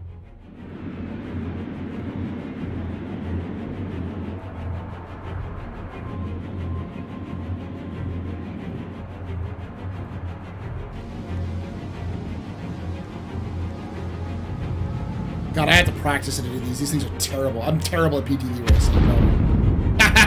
That's me. That's me. Thanks for watching. I gotta get back to my real work now.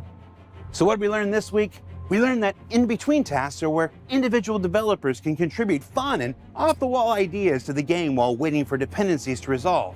That one of the many ways this manifests is with quirky, buggy racetracks. And that Stefan Demrau, sole architect of this endeavor in his downtime, may have a rather sadistic side I hadn't anticipated after seeing some of those moving obstacles.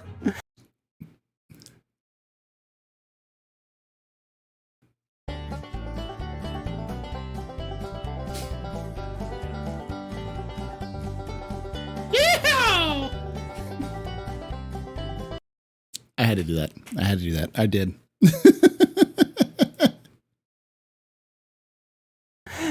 Most developers do. Now remember to keep an eye out for Alpha 319 with its mining updates, salvage mission modules, tractor beam improvements, new lore builds, continuing performance improvements, and more as it makes its way through PTU into the live testing environment in the coming weeks. There's Invictus Launch Week immediately after that, and possibly some Jumptown thrown in the mix somewhere between now and then. I probably should have paid more attention in the meetings. For Inside Star Citizen, I'm Jared Huckabee. Thanks for letting us share our weekly behind-the-scenes look at the process of game development with you. Happy Star Wars Day. May the 4th be with you, and we'll see you all here next week.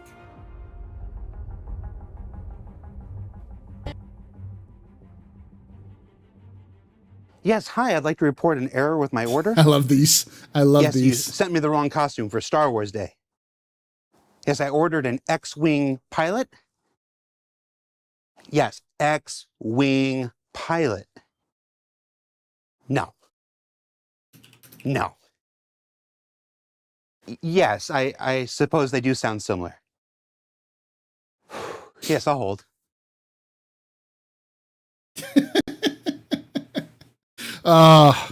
Listen, Jared has enough creative energy. Jared and his team have enough enough creative energy that I just can't not like it. I like it when they let it out.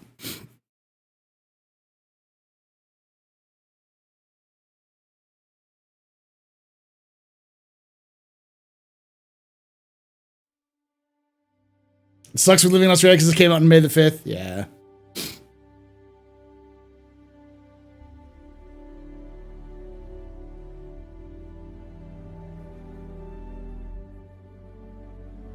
That's okay. Like I enjoy that, but I also know that it's not very informative. We joked about it on Discord, but I wouldn't be surprised if I'd love to see this actually be added to Arena Commander. Like buggy cart racing, an Arena Commander thing where if they're adding multiple tracks, just add it to Arena Commander too. I haven't seen season 2 of Visions. I'll have to force Cam to watch it with me.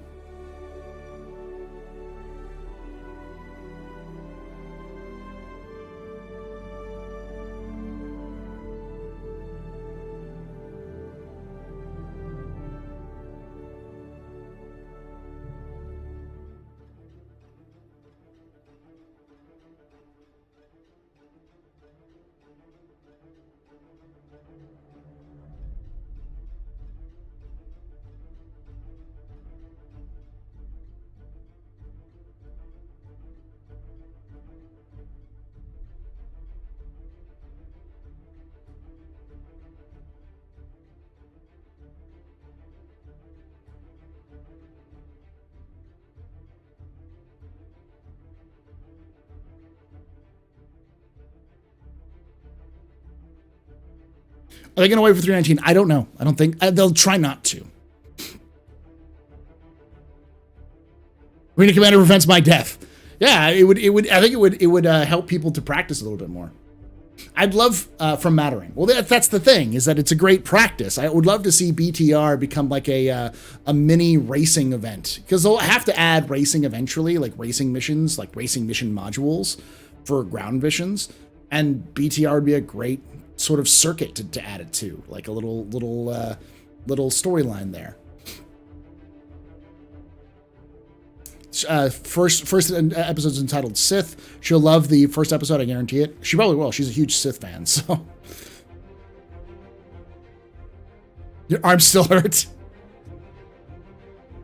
Yeah, if CIG can help it, they won't wipe for 319, but I don't know. CIG hasn't said anything about wiping. I would be surprised if they did, but at the same time, people were saying that we're having 19K error issues, and CIG straight up has said that like that was an issue that they had to fix through wiping, so.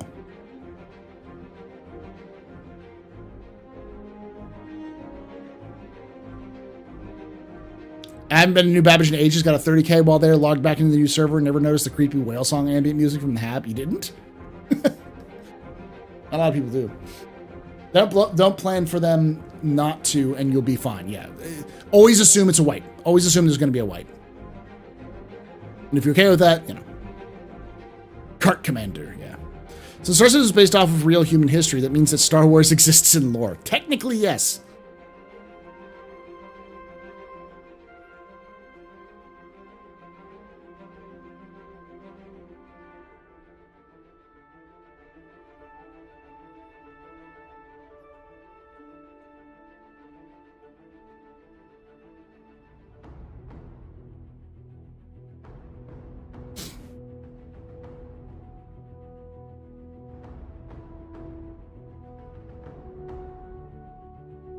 Hey, Paul, just got here. What's the situation with around reading the monthly report looking like? I haven't done it yet.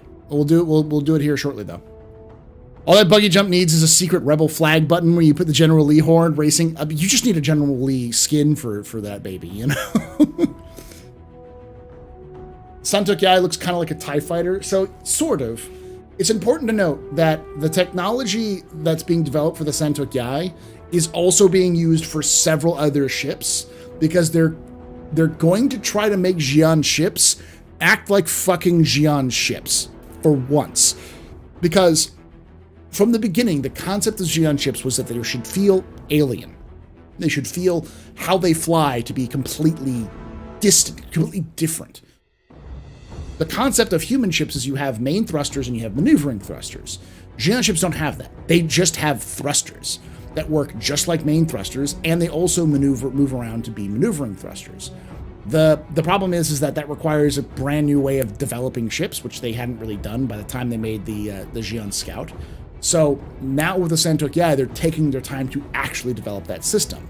That system is going to be used in similar ships like the Legionnaire.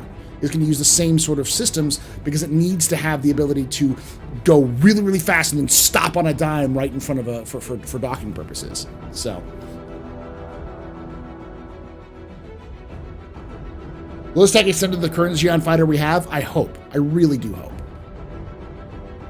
What's the Star Citizen Y-wing? The Cutlass? No, it's it's a bomber. We're probably talking about the Gladiator, honestly. Though no one remembers the Gladiator exists.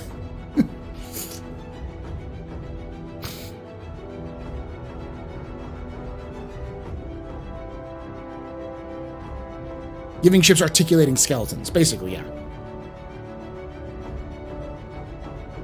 It could mean the cuddly swivel engine return. It could also mean the Freelancer would finally get its engines to swivel. Because people don't know that the Freelancer's engines are supposed to go inverted.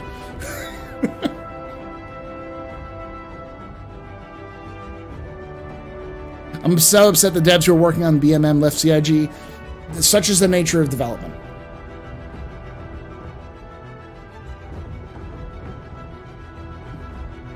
Here, let me show y'all, because you probably haven't seen this before.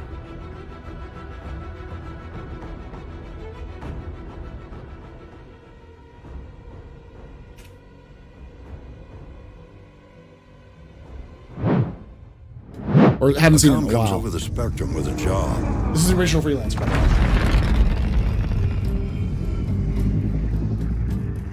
All it says is an amount of cargo, a delicate timetable, and a risky route.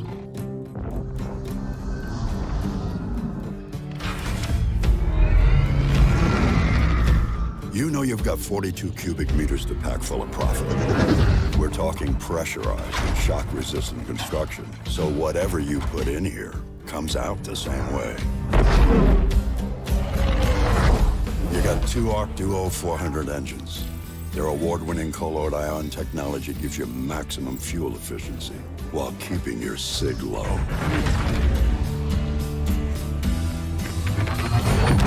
The original quantum jump.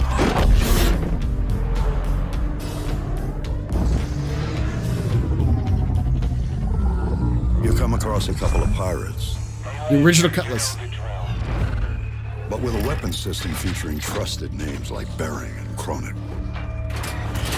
You aren't too worried. Oh, I'd love for that to actually happen. See the engines? Commercial vessel, Freelancer class. Brake tags. That's our part. Cleared for landing. Bangle in the background.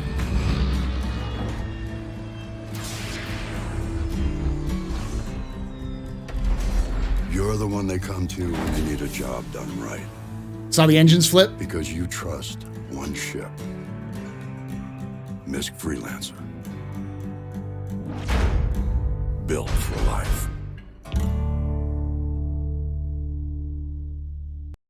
You mean Lance Hendrickson? Yeah.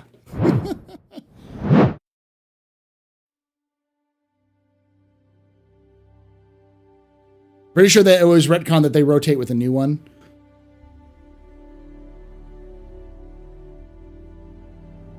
More polys than the Idris, yeah. I hate this commercial so much. I mean, I think CIG is going to have to fix some aspects of the Freelancer just in general, so I wouldn't be surprised if they did a light go over with a gold pass with things like the tilting engines for more maneuverability. Yes, we need Lance Hendrickson to do more Star Citizen commercials. Lance Hendrickson's pretty expensive, y'all.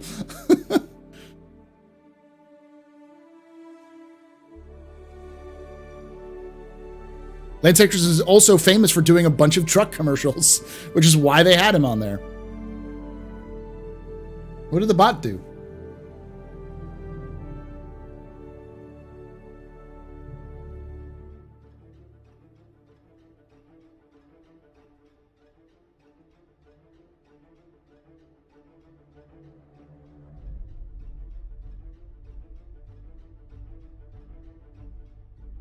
They talked about freelancers' engines in a recent ISC about the new rotating tech. They said it might get some movement, but not the full rotation like the old video. Sad. I'd love to see at least some like movement for its like maneuvering. What is it's maneuvering around?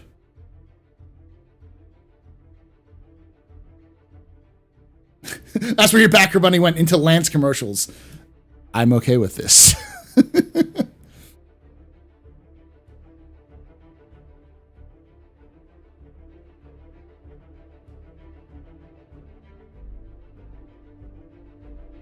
Yeah, SCL, not ISC.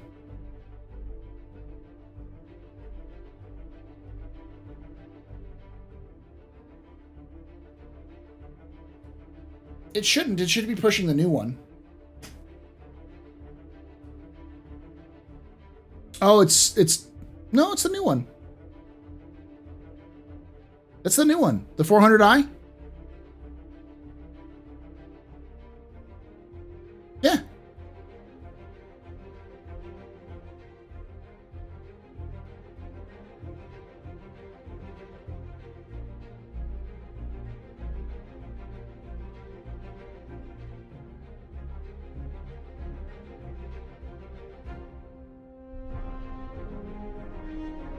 Hypothetically, if I were to have several addresses and several emails, could I stock up on several intros of packs to factor and give you lots of... No, don't do that.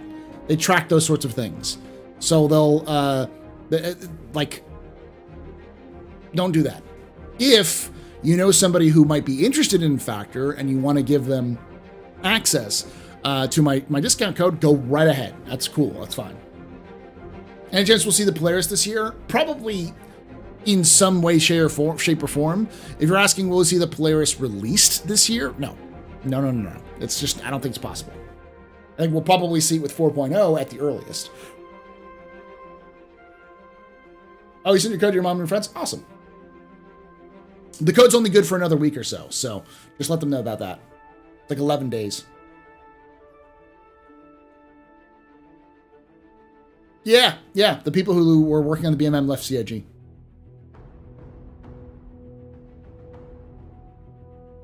There's a lot of people who've worked on Star Citizen ships who don't work on Star Citizen ships anymore. The person who built the original Star Runner, she's now working for another company as well. It's a pretty common thing to happen in that sort of industry. Visual effects artists are in high demand everywhere, and CIG can't pay just the buku bucks that's required.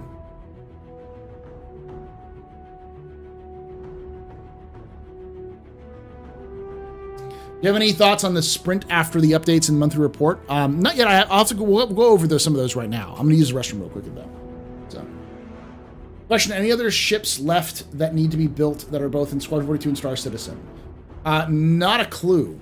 Honestly, I don't know. Because they keep adding ships to Star Citizen. I think any ship that CIG can manage to get that fits within the lore to be in Squadron 42, they'll probably add it to it. At least as a background ship. Be right back, though. Yeah, she works for Star Atlas now. They can afford to pay her big buku bucks. Weapons for y'all. I think they'll leave where they left off. They'll probably start from there. Drugs.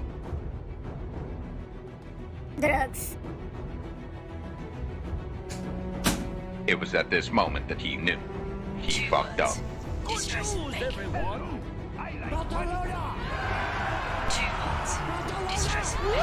Bounty hunting is a complicated profession. Cajitas where? Everybody with a dog calls himself out. Cajitas where? Bounty hunting is a complicated profession.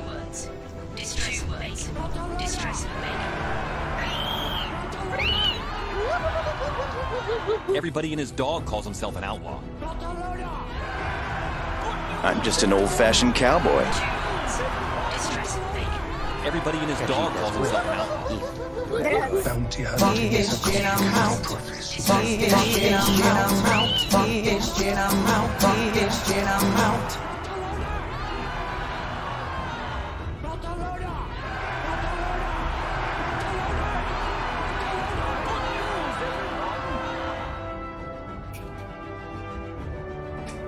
Bounty hunting is a It complicated was at this moment that profession. he knew. He fucked up.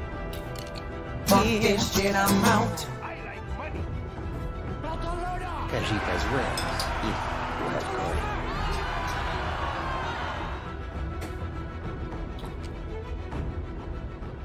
Stop it.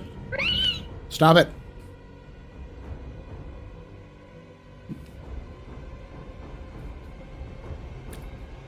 Sorry, I got some, got a cough drop so my throat doesn't die. I'm not looking at work and wondering what the fuck's going on. Welcome to what chat does when I get up to leave to go use the restroom or get something to drink.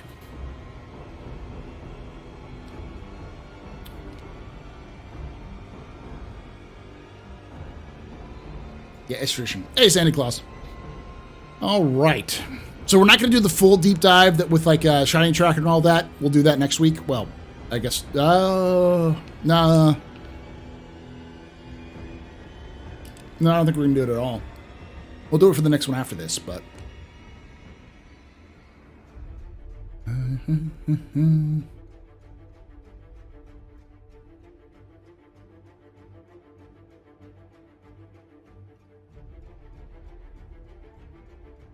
Good news, everyone! Bounty hunting is a complicated profession.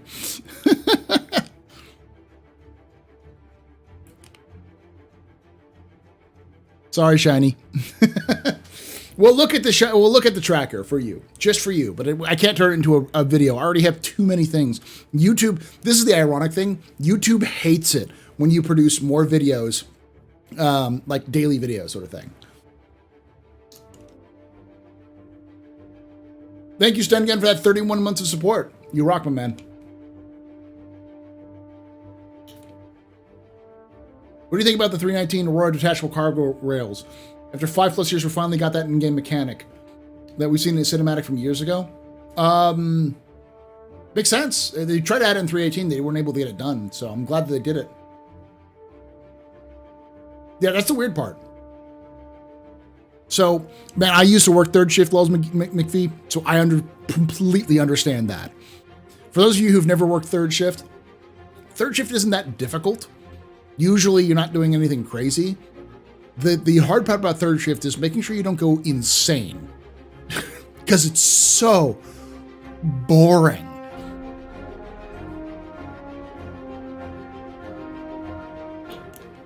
How could you do that to Shiny? I'm sorry. It's also rough on the body, yeah. And your mind specifically.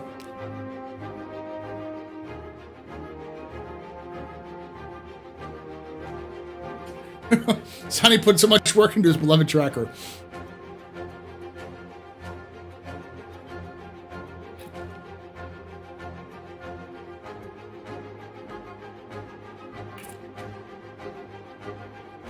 It was in 318, technically, where like it would store, like you bought something, it would store it in there.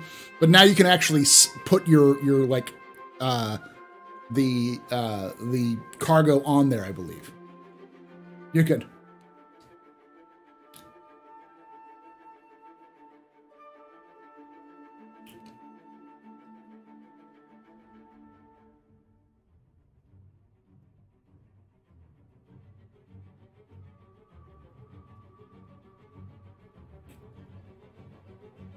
Extra money and 5 inches from other Drake mules going full speed.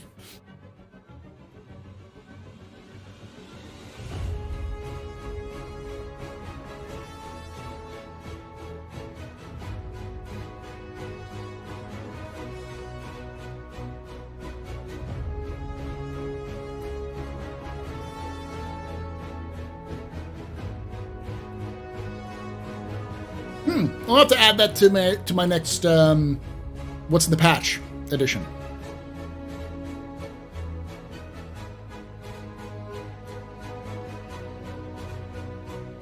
Almost certainly we'll see 4.0 with EVA Moby Class. We may even see the new Moby Class with 320, which is the end of this year.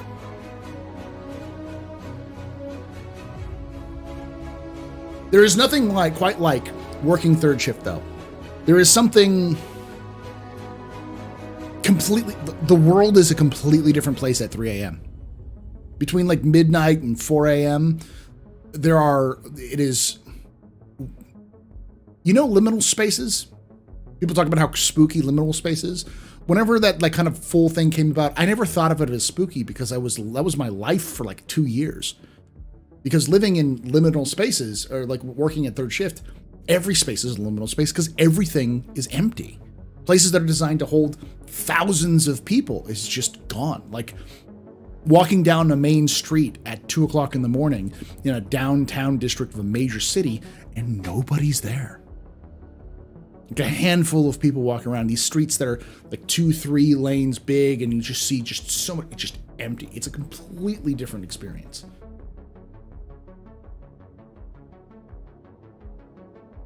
I live in Vegas, 3 a.m. is same as 3 p.m. Tech Zero, I would say probably more like 4 or 5 a.m. for you. It's probably a better example. Like when most of the bars are closed, most of the casinos are kind of in their lower hours, you know.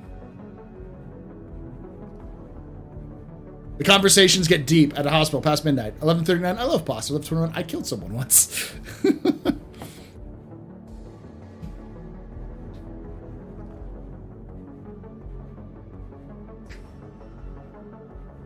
3 a.m. here in a busy seaside town, completely and utterly empty outside. It's so fascinating. I love walking at 3 a.m. I don't do it here, but especially when I was younger, when I was working a third shift, when I had days off, I just go out walking, just go jogging. I'm a 6'2" tall big dude, so I didn't have a problem. I can understand that'd be a problem for some other people, but the place I was living wasn't too bad, and it's just so nice.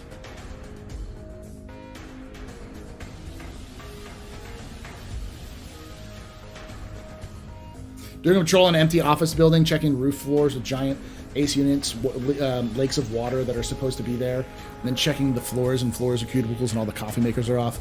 Yeah, I did that. I did that when I was a security guard, third shift security guard, and that was especially bad because when you're a security guard at third shift, it is so mind-numbingly boring. I'm 6'2". I'm 6'1", but when I wear shoes, I'm 6'2". I am tall. Like, I am a big man. I am over 300 pounds. I need to lose that weight. Just hands down, I need to do that. But, like, I'm big.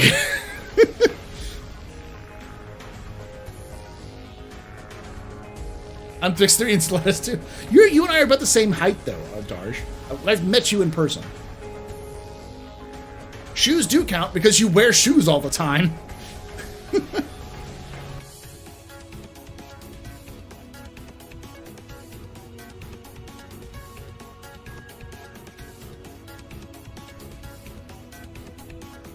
You're 6'4", 345 pounds. You and I both need to lose weight. Foot 11? You're pretty tall. I guess I am taller than you.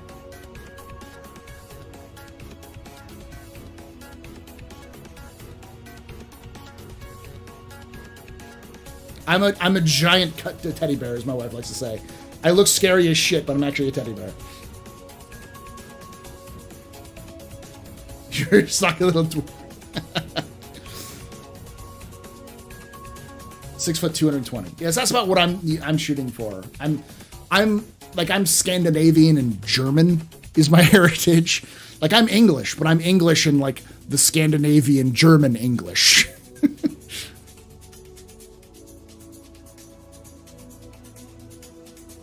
Got that note? Yeah, I've got shoulders that are like, you know, fucking tabletops. Thanks, Norwegian ancestors. I gotta like turn sideways to get through some doors.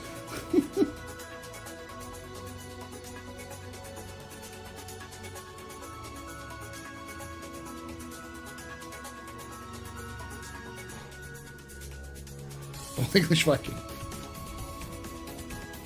My shoulders are in different zip codes. Yeah. You know, that's my problem.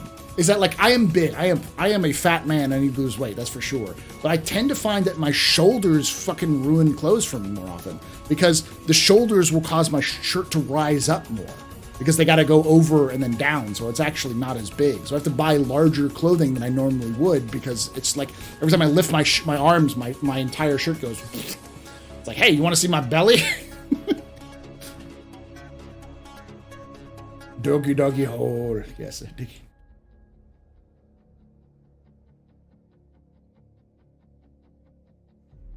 Do you hear processor bags can be removed and salvage from salvage ships and sold as long as you put them in another miner?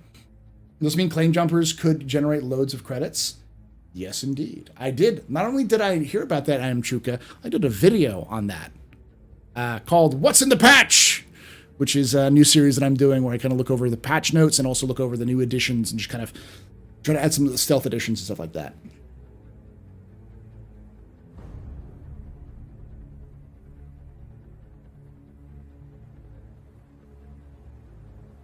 Seams are never in the right place, and yeah, gut poking out whenever you raise your shoulders. Yeah, like even if I was lighter at one point, you know, a couple of years ago. I got down to 280 at one point, which was really, really good. Like it really lost a lot of weight. But even then, like when I was much lower, I was wearing like large shirts rather than extra large shirts. It was still, it's the shoulders. It's every time you lift the shoulders, it's just like everything fucking lifts. It's like, God damn it.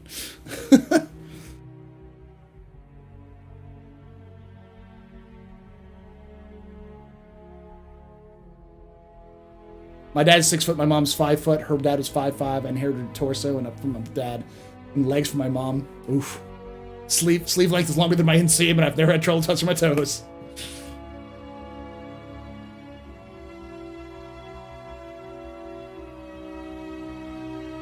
Yeah, same. If I wear like really large shirts, they hang like dresses over me. COVID turned a lot of major cities into permanent 3 a.m. empty voids. They did. I guess you're right. A lot of people kind of got that experience, but it's different at night. It's just so different at night.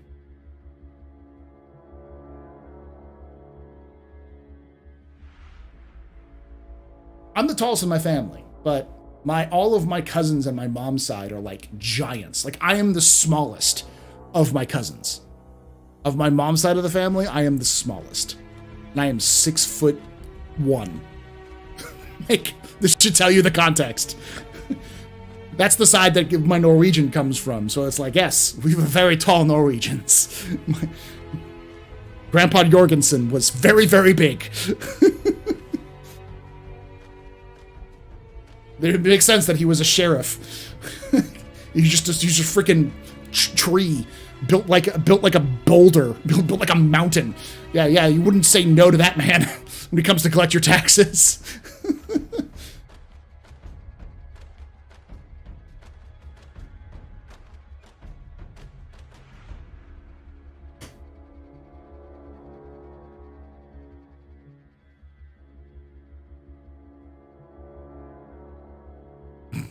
Grandpa Bjorn Ironside. He's only like my great grandfather. So, and late 1800s is when he came to the United States.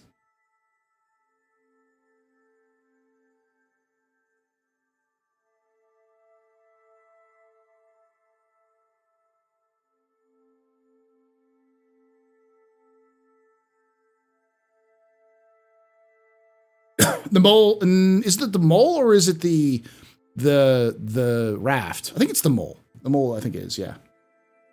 All right, let's look at the roadmap roundup, and then we'll look at the Shiny Tracker as well to get a little bit more context for this. But this is not going to be a video. This is just going to be, you're going to have to watch this live with me. This is a big one, too.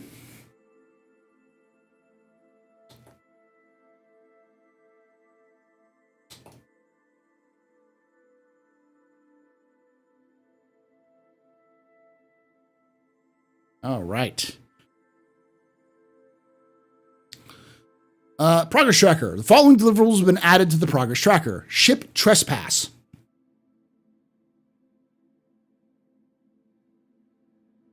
The interior of the player's ships are now considered trespass zones for those without permission to enter.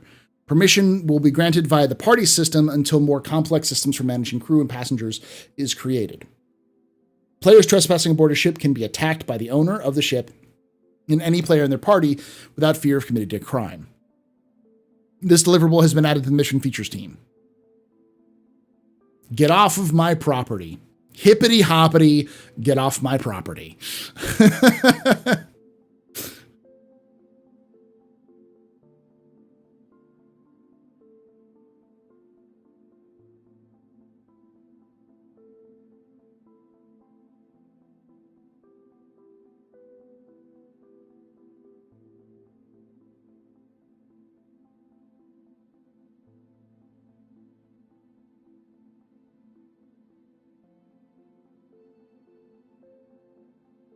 For those who don't know, that's what this is.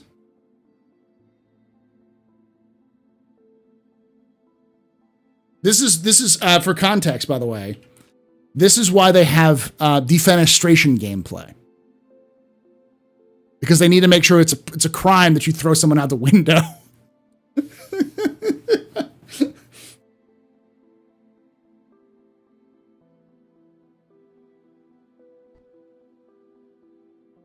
Have you checked out the new salvage missions and the Battlefield one with the open PvP? Seems like an added org missions.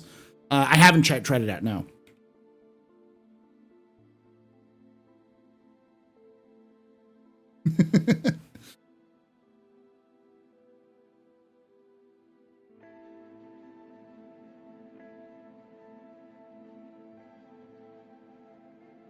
It's like they don't trust us.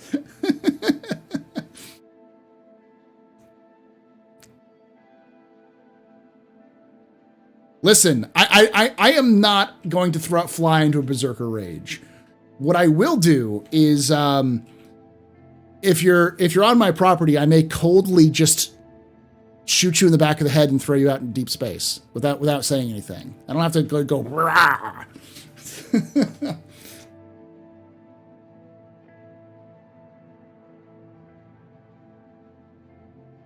And I won't even kill you. I will stun you, and then I will take your body and I will yeet you in. I'll take your helmet off, and then I will yeet you into space. No villainous monologue. Just take your helmet off and throw you into space. Or even worse, in the future, I will take your EVA suit off. If you're not on my ship, you're not supposed to be on my ship, you're on my ship, I will stun you, take your EVA suit off so you have no means to maneuver around, and then yeet you into space. You'll still live. You still got oxygen. Someone could still save you, but you ain't going anywhere. And I got myself an EVA suit now.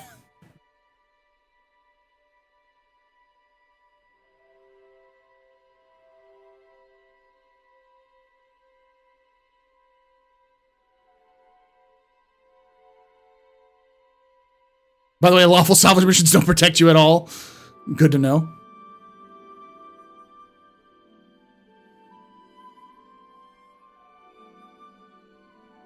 They always wonder why. Well, the airlocks have plenty of spare suits. All right. New missions, retrieve consignment. This one's a little confusing. A new mission type where the players are tasked with locating critical items in consignment lists, then safely extract them. This deliverable is added to mission features team schedule. The following card has been passed its final review for Alpha 3.19. Therefore, we are adding it to the card committed. Building, implementing, and balancing the RSI's planetary rover, the Lynx, as a game-ready vehicle. The following cards have been added to Alpha 3.20 column on the release view. Ship trespass, we've talked about that already, and then we'll go over the ship consignment missions. So, ship consignment missions. Sorry, my nose is really leaky for some reason. The ship consignment missions are complicated. It seems like, for those of you who don't know what a consignment is where you give someone an item and they sell that item for you. And you get money for that item once it's been sold. It's popular in pawn shops. So, like, you're given something from somebody else who is expected for you to sell that and then make money off of it and then give them the money or give a portion of that money. No, it's not going to be a capsule.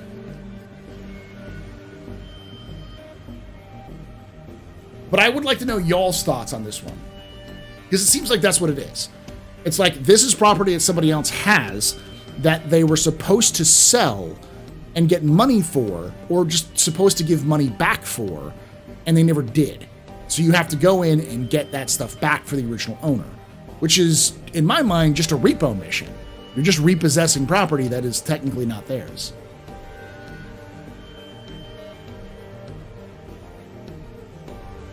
IRL people consignments. I'm talking about like consignment in real life, that's what it is. And so when they're saying this is retrieve consignment, I don't know what this means, because in my mind, a consignment means what I just said. And I don't know what the fuck you'd be doing for looting critical items in consignment lists.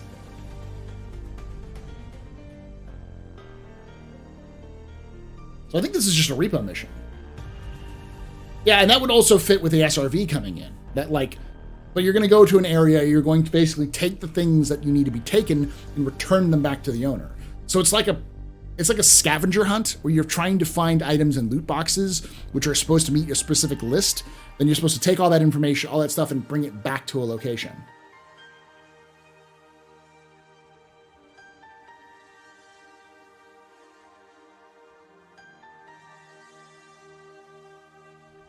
Time to take that back that leg, yeah. I've heard consignment used to mean package to be posted. Yeah, that's the other thing, is that I thought maybe this was also just delivery missions. This could also just mean delivery missions. Like, you take somebody else's property that's theirs and you're supposed to deliver it to another location.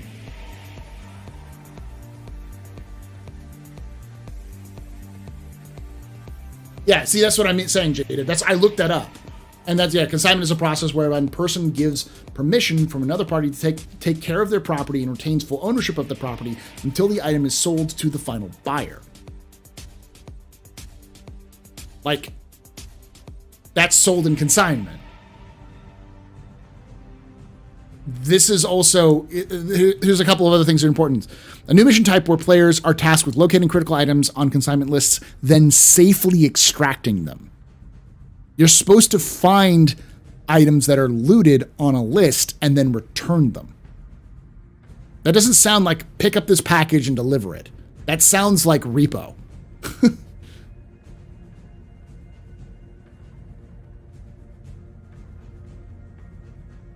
Yeah, it's definitely like finding specific items on a list that you then need to bring back. Like this chest piece, this number of cruise like bottles, this pico, like that kind of thing.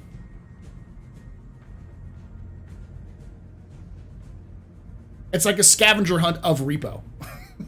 We want this and only this, nothing else here. We don't care.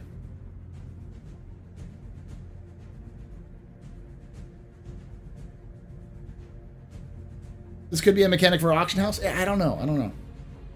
It sounds like repo to me. It's what it sounds like. It sounds like repossession. Again, it sounds like...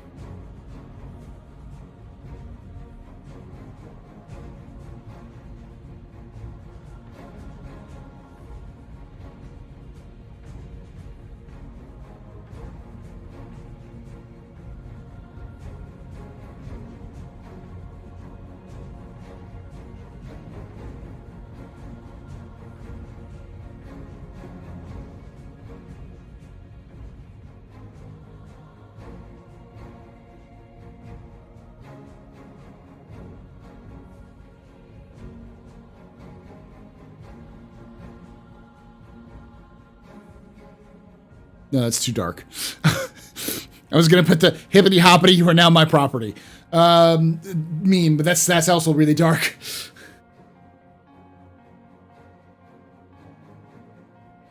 What's it called when something's stolen, found, and returned? Recompense? Yeah. The first thing I was reading was fetch quests. It's definitely a fetch quest, but it sounds like there's two different types of fetch quests. There's pick up this box from point A and deliver it to point B. That's a cargo fetch quest. This seems like pick up 17 shirts, 2 glasses of milk, and an AK-47 and bring it back to me because that's what this person owes me. That's repossession. That's repo.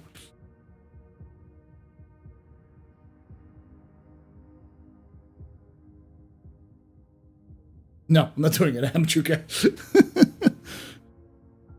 Crucible Worker this year? I don't think so. They were working on it at one point, but I don't think it's this year. I'd like my Oreos with my AK, please. Loaf of bread, container of milk, and a stick of butter. All right. And the last one, which is the big one, the MISC Whole C encompasses all tasks, including design, art, audio, and tech, required for the implementation of the MISC Whole C heavy cargo hauler into the PU. All right.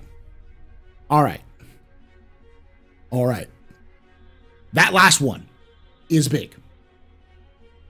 We talked about this last time. We kind of joked about this in the last captain's table, but the whole C is kind of like the fourth pillar of Star Citizen. You have persistence, you have server meshing, you have the dynamic economy, and you have the whole C. Because the whole C on its own isn't that important, but all the things that are required for the whole C to be meaningful is important. This implies economy that are of scale on space stations. It requires different sized cargo containers to be added. It requires loading and unloading of cargo, like actually physically loading and unloading it, rather than just pushing a button and magically it appears as in your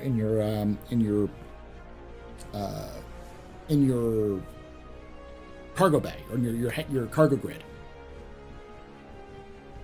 All of these things are important aspects to adding things like cargo missions.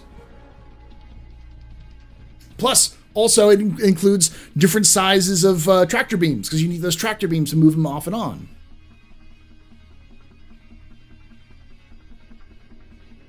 Yeah, 32 SU boxes. Like, it's huge. 320 is going to be a true cargo refactor patch. They actually bring the whole C online. That's the question. CIG could be actually doing these things to support the whole C, or they could have just gotten tired of working in the whole C and are just kicking it out because it technically will work.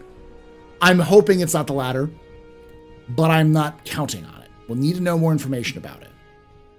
Remember, it's important to note that 320 is not coming out anytime soon. My estimate for 320 coming out is in October, the end of October. So we still have 5 to 6 months. There's a lot of time for this to come out. We don't need the whole C right now, no. Almost certainly 320 will be the post-Citcon patch, and almost certainly the IAE patch will be a 320.1.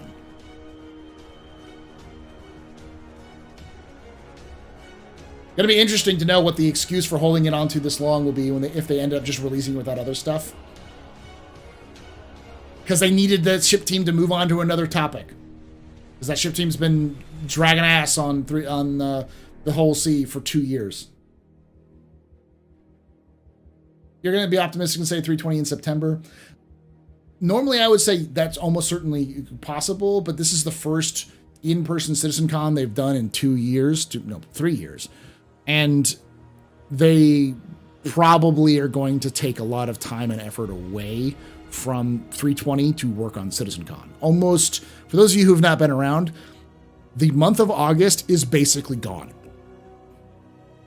A significant portion of the teams that work on Star Citizen are just not going to work on Star Citizen for all of August and September. They're just working on stuff for Citizencon. So it's an entire waste of 2 months for Citizencon. Now, there are other aspects that are important for Citizencon. It's employee morale, because people get to show off their own little mini GDC. People get to hang out and drink and enjoy themselves. Players get to interact with the game. It gives them great marketing. There's lots of advantages to it. But it does slow, or if not stop, development in certain cases.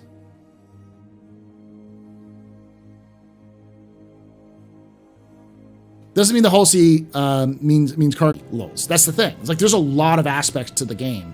It means we should have beefier economy because there's no way you're going to be able to support that much cargo space in the game right now. You're going to need more parts. You're going to need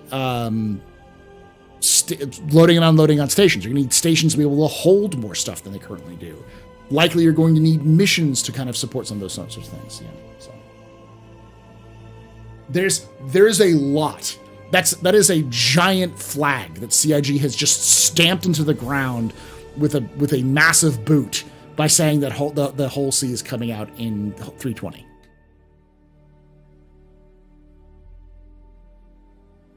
What if consignment's supposed to go along with the whole sea? I don't know what the fuck you're going to be retrieving in loot crates from that requires a whole sea. You taking Nova tanks back? Like, what the fuck are you doing? We need this entire shipping crate. This entire yard of shipping crates needs to be taken back to its owners. Fight the entire army of the entire Ninetales gang to acquire.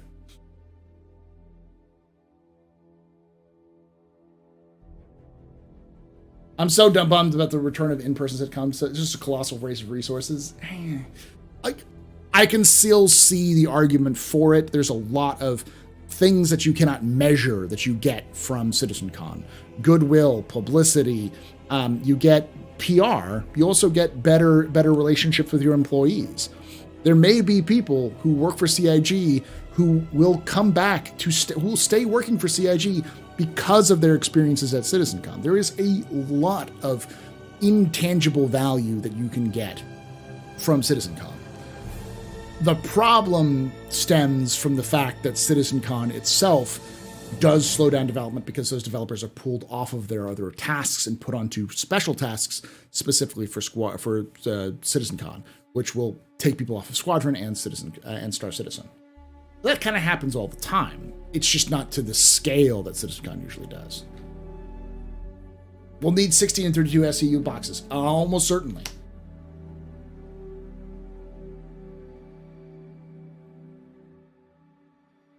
Yeah, Marine Base Epsilon, your superiors bought these fancy Nova tanks you use on installment plans, and they missed the 3 payments. I'm here to take the tanks back. Hey, Unknown Guardian, thank you for waking up super early.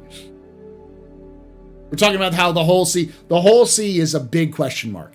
CIG saying that whole sea is coming out in 320 implies a lot of stuff. It either implies a massive release with 320, or it's just we're done with the whole sea, we're kicking it out because it technically can work.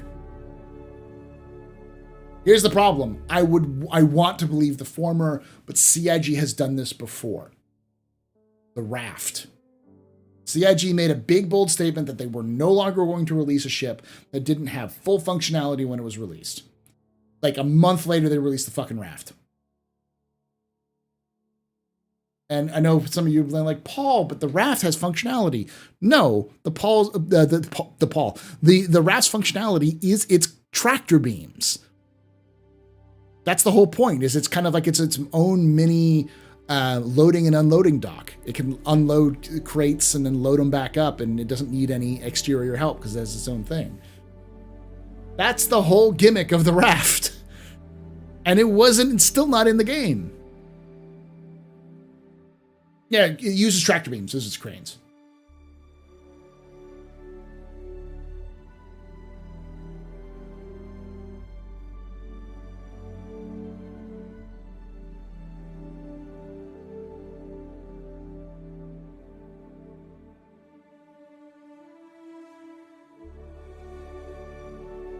The Argo Paul. The Paul is Paul's Mist Fury. And the raft cargo crates are still not physical. Oh, that hurts. It hurts us. It hurts us, precious. Oh.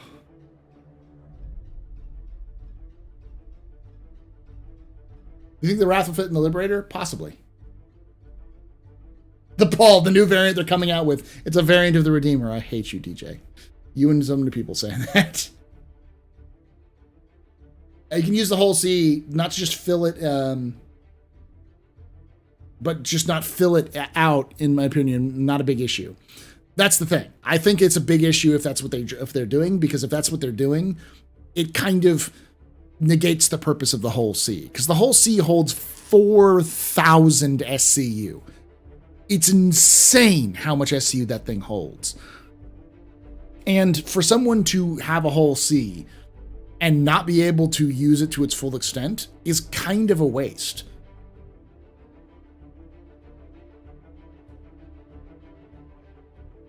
Also, remember when 310 was supposed to be 4.0? I never remember when 310 was supposed to be 4.0.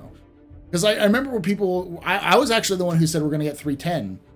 And everyone was like, no, it's going to be called 4.0. And then CIG came out and said, no, 4.0 is specifically relegated to server meshing and Pyro, what they said. Hey, half sack.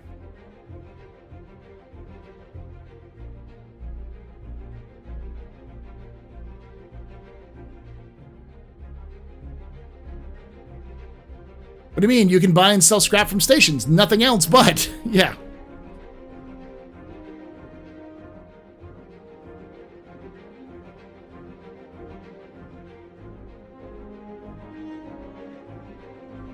Any idea when the Mist Fury will be? I think it'll be a light transport like a modern Little Bird. I have no idea.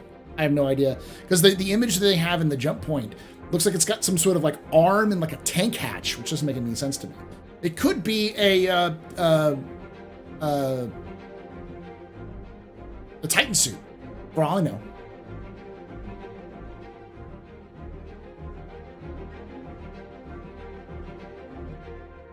Is the whole C the elite cargo thing or just one of the cargo options? It is the standard shipping ship. It's like the Star Citizen version of a cargo ship. Is what it is. It's the most common ship in the verse. It is the 18-wheeler meets a cargo ship, is what it is.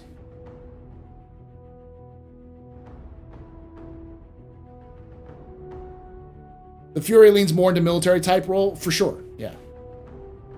But, you know, a loader, loading, like an ammo loader Titan suit would make sense for a military role. When do you think we'll get the whole B? That's the thing. I've heard a lot of people say, well, why don't they make the whole B? Because it's the same reason they waited to make the Titan. Not the Titan.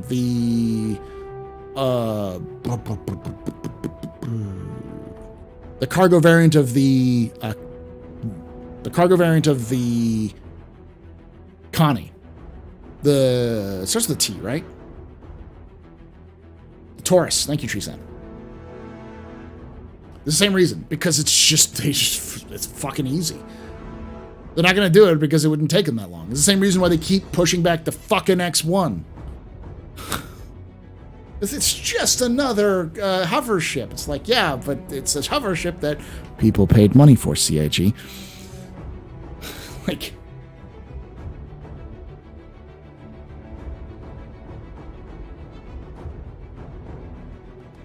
How long do you think it'll take to load the Hull E? Longer than people realize.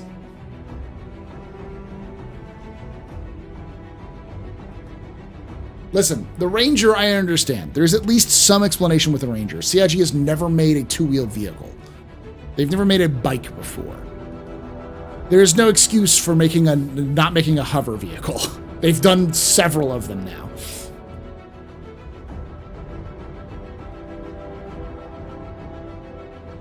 CIG hates an easy win. Yeah, 100%. CIG just hates taking the W. They just hate taking an easy W. I think it could be a Titan suit. XU told me the Titan suits are not coming until after the release of Squadron. They probably won't be. That doesn't mean they won't sell them. But you're right. The Fury is almost certainly a ship that is being released at Invictus, so... Should I be worried if I have a whole D? You're not going to get the whole D until after the whole C comes out, and then probably a couple years after that.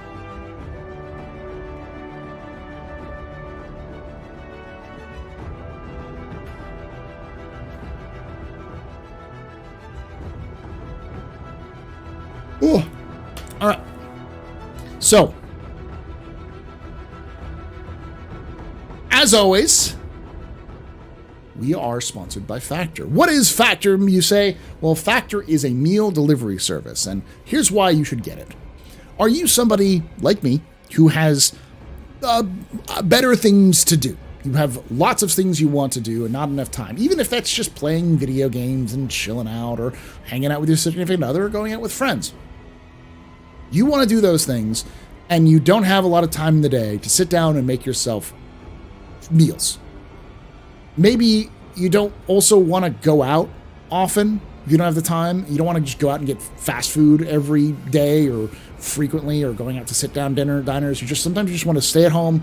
You want to get a food, and you want to go play your game. You go play some Star Citizen, or go play the latest release, like Jedi Fallen Order or something. You just want to do that. You want to sit there and play and take breaks and eat and that kind of stuff.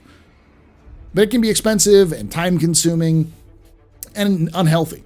Well, Factor is perfect for that, because Factor is a weekly subscription service. Every week you get to choose a number of meals you want it to have, up to, I think, 12 or 15. You can add as many or little as you want, and you can customize them. So you can choose which meals. They have a rotating menu of various different stuff. So if you really like something, you can always have that meal ready for you to go. And the problem is that it can be a little expensive. It's one of the reasons why I don't use it personally anymore. I used to use it a lot. But with my discount, 50% off of your first box, you can get your Factor box for 50% off. It's a pretty good deal right there. And on top of that, the meals are pretty good. I just had a meal myself here from it. It was pork chops and some sort of like cabbage, sort of like spinach, like a pepper cabbage or something like that. And what is that? Broccoli. It was really good. It was very good. And it just exactly as I know. It's the first time I've had that meal too. And I'm like, yeah, this is a solid meal. I enjoyed this meal. It was up to the quality of, so say, something like an Applebee's. And you can get it, go direct to your home. The best part about it, it takes 2 minutes to cook, and it's no mess, absolutely no mess. You just eat it. You're done. You finish your meal. You toss it. You're done. There's no complex meal plans, nothing like that. You're good. And if you're interested, again, !Factor, use that code, do that sort of stuff. I also get a little bonus for it too, if you want to try it out. We've actually had a couple people. We've had like 8 people sign up for it already. So my roommate got Factor for a while. It's actually pretty good. It is pretty good, yeah. Emmy's done messy either, yeah. So check it out. If that what I just said sounded like it's something that you could use for your daily life, sign up for Factor. Use my link in the description, and you get 50% off of your first order.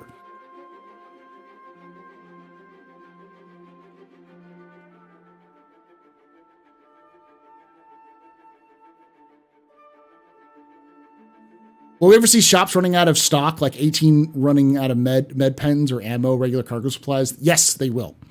But that will be when they have the dynamic mission system and dynamic economy, where you can actually restock those things.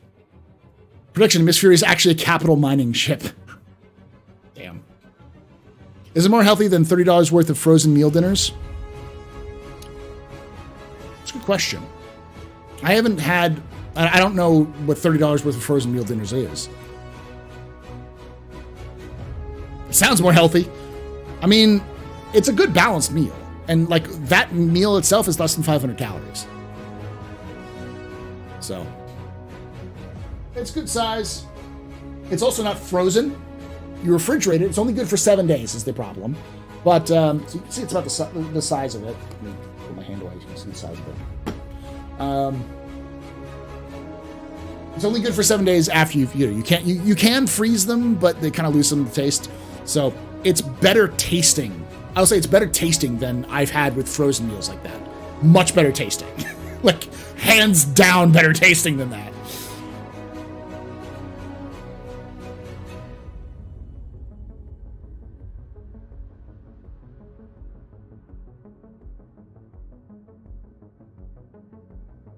I mean, it's something that's similar to the deli department in my superstore, but their entrees are only good for like 3 days. So it's very similar, but it's 7 days long.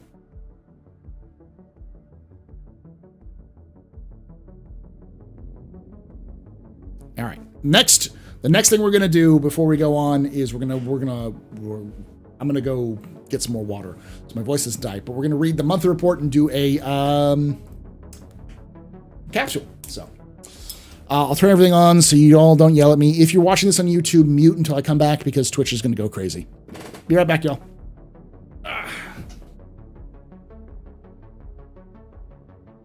It was at this moment that he knew. He fucked up. Good news, everyone. Good news, everyone.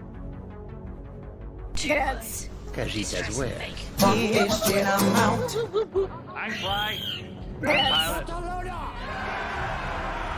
It was at this moment that he knew. He fucked up. Bounty hunting is a complicated profession. I'm fly. I'm pilot. It was at this moment that he knew. He fucked up.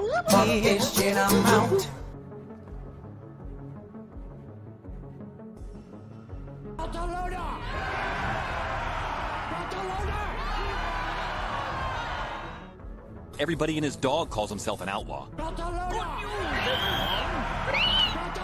It was at this moment that he knew. He fucked up. I'm fly. It was at this moment that he knew. He fucked up. Bounty hunting is a complicated Everybody and his dog calls himself an outlaw. 2 words. Distress bacon. 2 words. Distress bacon. It was at this moment that he knew. He fucked up. I'm just an old-fashioned cowboy. Everybody and his dog calls himself an outlaw. Everybody and his dog calls himself an outlaw. I'm fly. I'm just an old-fashioned cowboy. bounty hunting is It a was at this complicated moment that he knew. He fucked up. Distress bacon.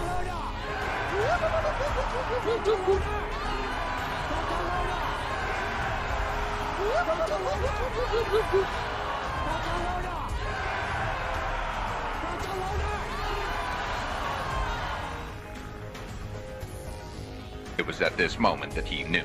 It was at this moment that he knew. He fucked up. Good news, everyone.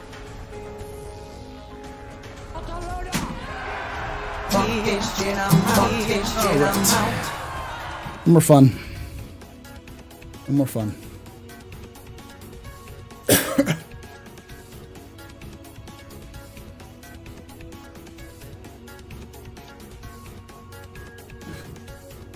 All right.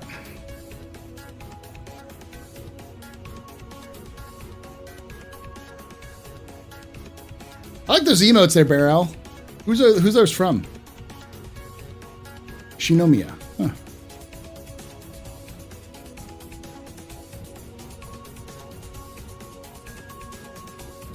Oh, they're a VTuber.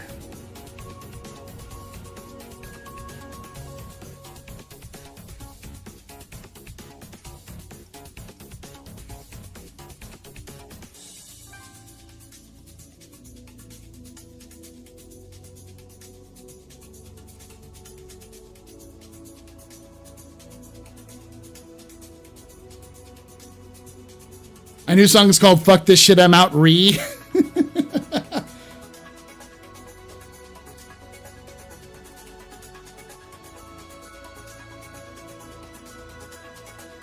They've been in the, Dell, they've been in the shops. The artifacts have been in the shops since they've added them. But now they're actually valuable. They now actually are worth like 1,000 UEC.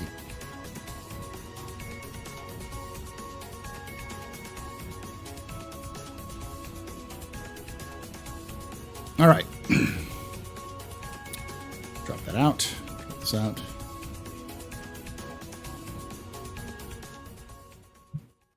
All right, so we're about to do a capsule. So for those of you who have not done this before, I am not going to acknowledge chat, really. I'm just going to focus on reading and then kind of going over commentary and such of this.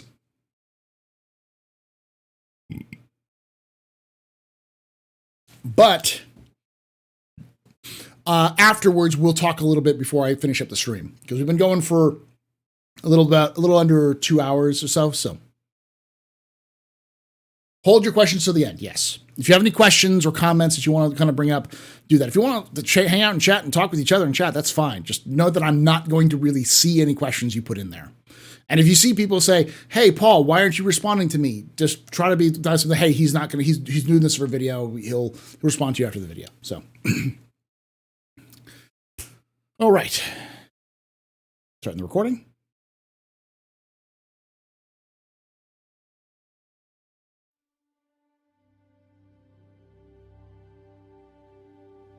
Hello and welcome to another Office Hours capsule. That's right, capsule.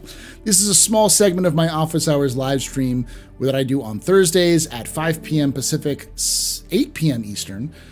I'm not going to Pacific GMT on twitch.tv/TheAstroPub and youtube.com/TheAstroPubLive.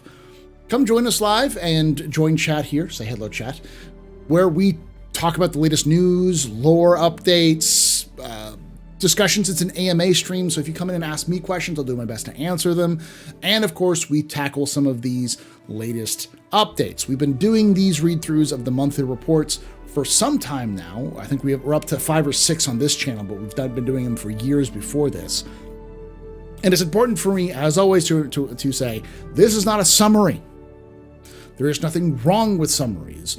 Nubifier and Space Tomato and so many other folks do fantastic jobs of summarizing these reports.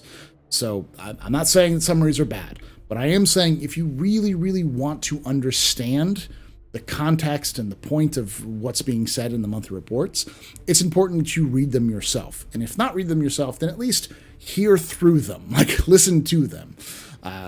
I don't know why CAG doesn't do that already. Just have someone read it off so people can listen to it while they do other things. But it is what it is. I will do that until then. And so that's what I'm going to be doing. I'm going to read off every single part of the monthly report from last month. And I will be adding my own kind of thoughts and some context, because some stuff will be mentioned that will have been mentioned in the past. And so you can get some idea of like how this has been developing over time. Well, that said, let's get started with the April 2023 monthly report. All right. AI content. In April, the AI content team continued to refine behaviors, improve animations, and develop new features for the PU and Squadron 42. This involved further work on the sleep and bed relaxation behaviors, which received improved animations. They also polished the various leisure animations that allow characters to watch TV and use the mobi-glass on bunk beds. Various AI blockout animations for janitorial tasks were created, such as placing using the bucket, and mop. AI content also made significant progress on the janitor's workflow, and design animation worked closely together. Design and animation working closely together. AI content added variation to the trolley artwork, moving away from the white box version. Further expansion was planned too. They're currently looking to prevent trolley popping and improve box placement in the hangar for a more realistic and less robotic feel.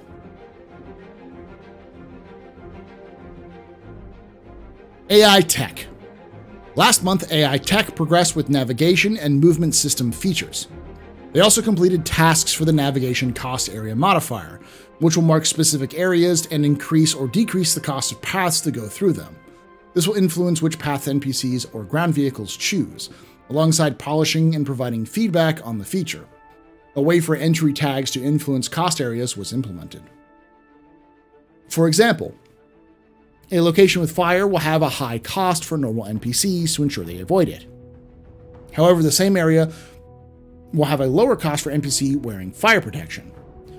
Work also began on ground vehicle collision avoidance, which involved updating the system to support both vehicle-to-vehicle and vehicle-to-NPC avoidance. This required unifying how agents are separated. Previously, they were separated by agent type, medium characters, large vehicles, etc. Now all agent types with different avoidance radius Now all agent types with different avoidance radiuses and rules are processed together, providing they're in the same navigation volume. Basically, they'll try to avoid all characters no matter what they are, as long as they're in the same location.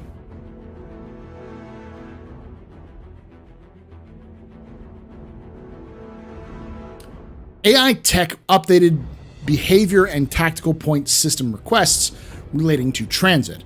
They also cleaned up and optimized transit and movement system, which involved updating the pause movement functionality logic used when running navigation link logic.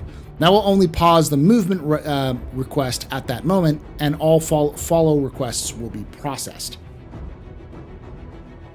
Tactical point system. Okay, so for those of you who don't know, there's a system that's in place for AI. Every AI, like hostile AI, has a certain number of points that say a squad of AI will share. Those points are then spent on specific special abilities. So some AI, this isn't in the game right now, this is something they've been working on for a while, specifically for Squadron, but it's going to be ported over to Star Citizen sometime around 4.0. A squad will have specific specialties. So some snipers, pushers, various different personalities and specific like weapon types and such. And each of them will have special abilities that they'll use to make it interesting for players. Like pushers will constantly move up on you. They'll constantly be aggressively moving towards you. They might move from cover to cover, but they're still going to be constantly moving in your direction. Whereas a sniper will stay back and try to hit you from a distance with a weapon, and so on and so forth. Now, some, like gunners, have special abilities where they can just constantly fire at you and not have to spend any points. But all the other NPCs will have to spend points to do specific actions. So some actions are free, like taking cover, but other actions, like firing a weapon, cost points. And so each squad will have a certain pool of points that they can pull from, as well as their own individual points for each AI, and they have to determine how those points are going to be spent. So each squad will have a random will decide based off of what they want to do, who's spending what points. This means that every single time you encounter an AI, the AI squad will work differently because they're going to be randomly pulling from those points based off of their behavior and their own sort of personalities. This is kind of, they call it the tag system, I think, where they can kind of slap these tags onto AI and have them do different things that they want them to. This is the new system that they've been developing for a while and will be put into the game post 4.0. So. On the AI tool side, improvements and optimizations were made for Use Coordinator. The team also extended the debug AI tools, most notably adding a visualizer for testing tactical point system requests. There we go. AI vehicle features. The vehicle feature team completed the new fighter combat AI flow design and can now play against NPCs with reasonable variety of behaviors. They recently moved on to testing and tweaking, though they'll continue to further modify behaviors based on various character traits. For example, making them more aggressive or cautious, which results in visible differences in NPC behavior. This will be the AI feature team's focus over the coming months.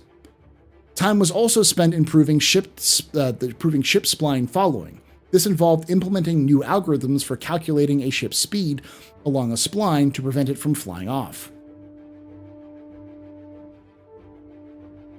They also began experimenting with the procedurally generated splines feature, which enables ships to fly around reasonably detailed geometry without colliding with anything. This will be useful for various features, including the ship recall feature mentioned in last month's report. So the first part, they're completely overhauling the AI system for flight. So the AI combat has been basically everything you know about ship NPC combat, just throw it in the bin. It's thrown away. Gone. Out. Garbage. Rubbish. They're completely working it from the ground up. Why? Because they're going to have it use the similar system that they use for the AI FPS, the tag system that I just talked about. And they want to change it so it's a lot more aggressive, close quarters, and more engaging. This is specifically for Squadron, but it will also port over to Star Citizen. This also means that ships will have different behaviors. Some of them will be more aggressive, some of them will hang back more, so you start to see different ships acting differently depending on who's piloting them. And the ship spline system is this new kind of combined system for avoiding locations and such. So, including the ship recall, which I believe is the thing that lets the ship come to you. I may be wrong on that one, though. I'd have to look that up again. Animation. Animation continued discussing creatures, creating a matrix showing the skeleton classes they think should exist and how creatures could use them. Very cool. So they're starting to work on specific creatures and different types of skeletons they're going to use for those creatures. Now, that doesn't mean we're going to see creatures tomorrow, but I think it does mean that we're going to start seeing creatures come into the game, likely 4.0 and beyond.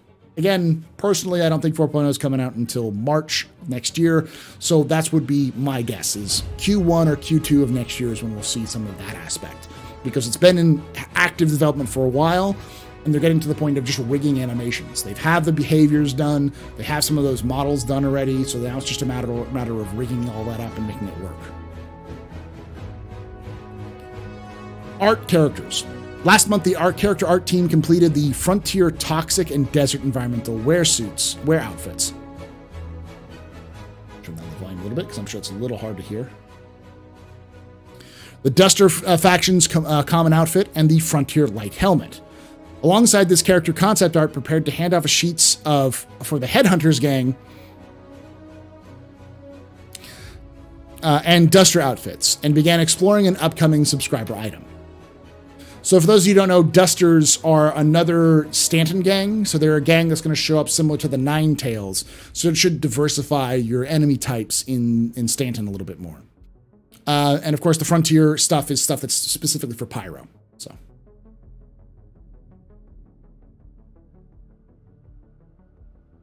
art ships. Last month, the EU vehicle content team completed the final art pass on an all-new vehicle, and the LOD art pass began on one of its variants. Another new ship passed its white box stage. This is nearing completion and will move on to the next production stage once the upcoming review is completed. The team wrapped up on the RSI Lynx rover, while another upcoming ground vehicle processed through gray box stage. So this is important. If they said another vehicle, it's not something we've already seen. Generally speaking, they would say what vehicle processed through gray box stage if it's already been announced. So that's a unannounced land vehicle, ground vehicle, a white box ship, final art on a new vehicle, and the LOD art pass on one of its variants. That's almost certainly the Fury. So that's interesting. Almost certainly the gray box stage of the ground vehicle as well is almost certainly the what we know already exists because it's been through leaks is the Storm, the Tumbril Storm. So that's probably what that is as well. And the ship that's in white box stage nearing completion will probably be the new Xi'an ship that was also leaked. That's probably it as well. All right. The LOD pass on the Argo SRV was completed. Relating to this, a support pass for tractor beams began, which includes retrofitting the new vehicle tractor beams onto existing supported ships. It also involves ensuring that all valid components can be removed using the FPS tractor beam. Very good. That means that they're actively working on the tractor beam for ships, which is a good sign, because that was in April. I wouldn't be surprised if the next monthly report we get, or the one we get in June, may actually, or the one we get in July, may actually tell us that it's completed. I'm almost certain that this is pointing towards ship-based tractor beams being done for 320. This has been achieved by adjusting the art and collision on some component bays, as well as ensuring there's a clear path to remove components from the vehicle. Very cool. That's something they've been needing to do for a while, because things like the, the Carrack, for instance, there's just some components you're just never getting out, because there's just no way to getting it out. It wasn't designed with that in mind. A component bay pass continued on the MISC Freelancer, which progressed through LOD 0 and final art phase. And the Crusader A1 Spirit continued through LOD 0 phase, passing the gray box review gate. Additionally, the C1 cargo variant entered the gray box stage. So, that's all important. The A1, the C1, and I believe the E1 are all in certain stages of gray box. Almost certainly we'll see them by the end of the year. I know some people were like, oh, this is going to come out in Invictus. No, there was no point. That the Spirit was never going to come out in Invictus. I thought at one point, because of how quickly it was going through, but once I realized by, I think, like March or so, they're like, yeah, it's still in gray box. I'm like, there's no way it's coming out. It's still going to be an IAE ship release, but so it's still going to come out this year, but it's still going to take a bit. In the US, gray box in an upcoming vehicle was completed. Very cool.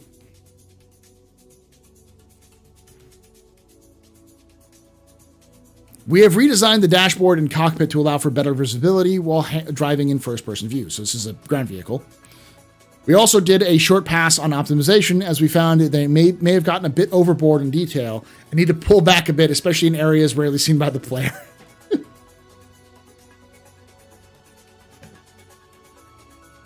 Graybox on the Aopoa Santokyai progressed, with several areas being redesigned and fleshed out, including the rail system within the glass canopy.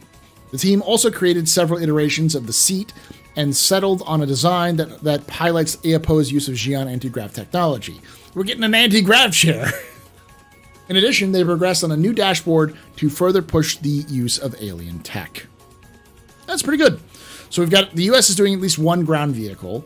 The EU team is doing the MISC Freelancer overhaul, the gray box ground vehicle, white box ship, and a brand new vehicle, which is almost certainly the Fury, with its variant, which is the Lot Zero Pass for the Fury. I don't think we'll see the variant of the Fury out this month, but we may see it in 320.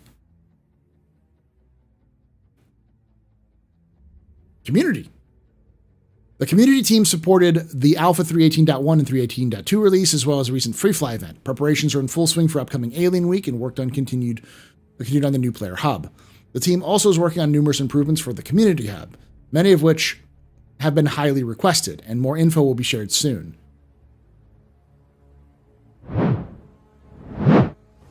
There's still not a single, and I mean a single bit, like a single option for lore videos. Now, of course, I may be a little biased, but there are more lore videos out there than mine, and it will be a evolving category as Star Citizen moves on, as we get Squadron 42 and such, especially since it's a Chris Roberts game. So, get ahead of the curve, maybe? Make me happy?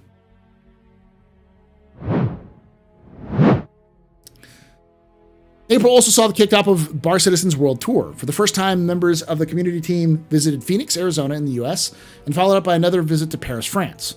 Further, as well as supporting Bar Citizen event in Manchester, UK, with over 100 players and 40 staff. Several members of the team attended the community organization Con 42 near Frankfurt, Germany. The third iteration was an incredible event which brought nearly 600 community members, as well as many from the CIG staff who answered some burning questions in 2 dev panels. It was a privilege to attend such a fantastic event and meet so many of you in person. We love supporting the super engaging event. Community team. Lastly, the team has been entrenched in Citizencon 2953 planning, with announcements and activities to be revealed very soon. They're excited to share what's in store for the epic return of this in-person celebration of all things Star Citizen and, most importantly, the community. So keep your eyes peeled in the coming days for more details.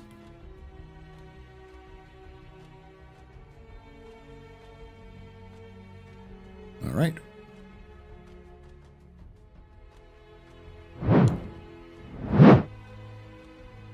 I'm about to do the engine read through, and I do this every time, but I really do mean it. I am not a engine seer. I do not know the will of the Omnissiah. I am not a Starfleet engineer. I cannot turn rocks into replicators.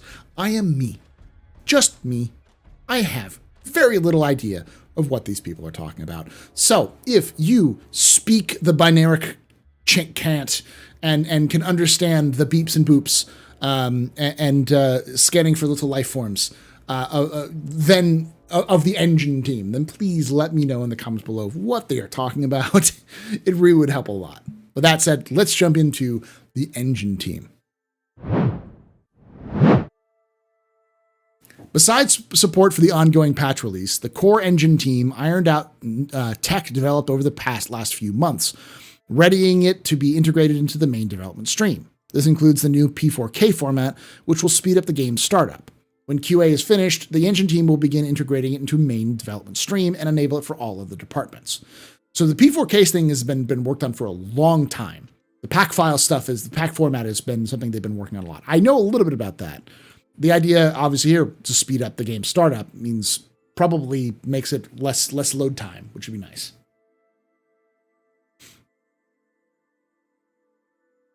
New internal code build system, Star Build, is in the final stages of having Linux compilation enabled. Afterwards, the team will start to roll this out internally. I don't know what that means. Someone who probably knows better than I do.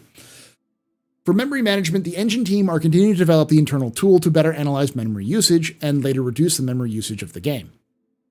For Gen 12 renderer, the team ported the last remaining legacy rendering passes to the new API.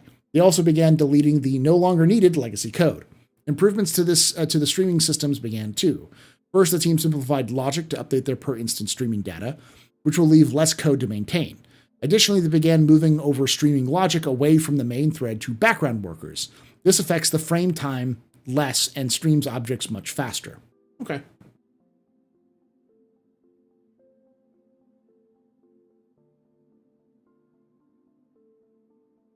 Work is also done on the generic shape system, with the current focus on the editor to allow the designers to set up multiple sub-segments. To improve entity areas, significant code work was done to ensure consistent and non-duplicate enter/leave events are sent in all cases.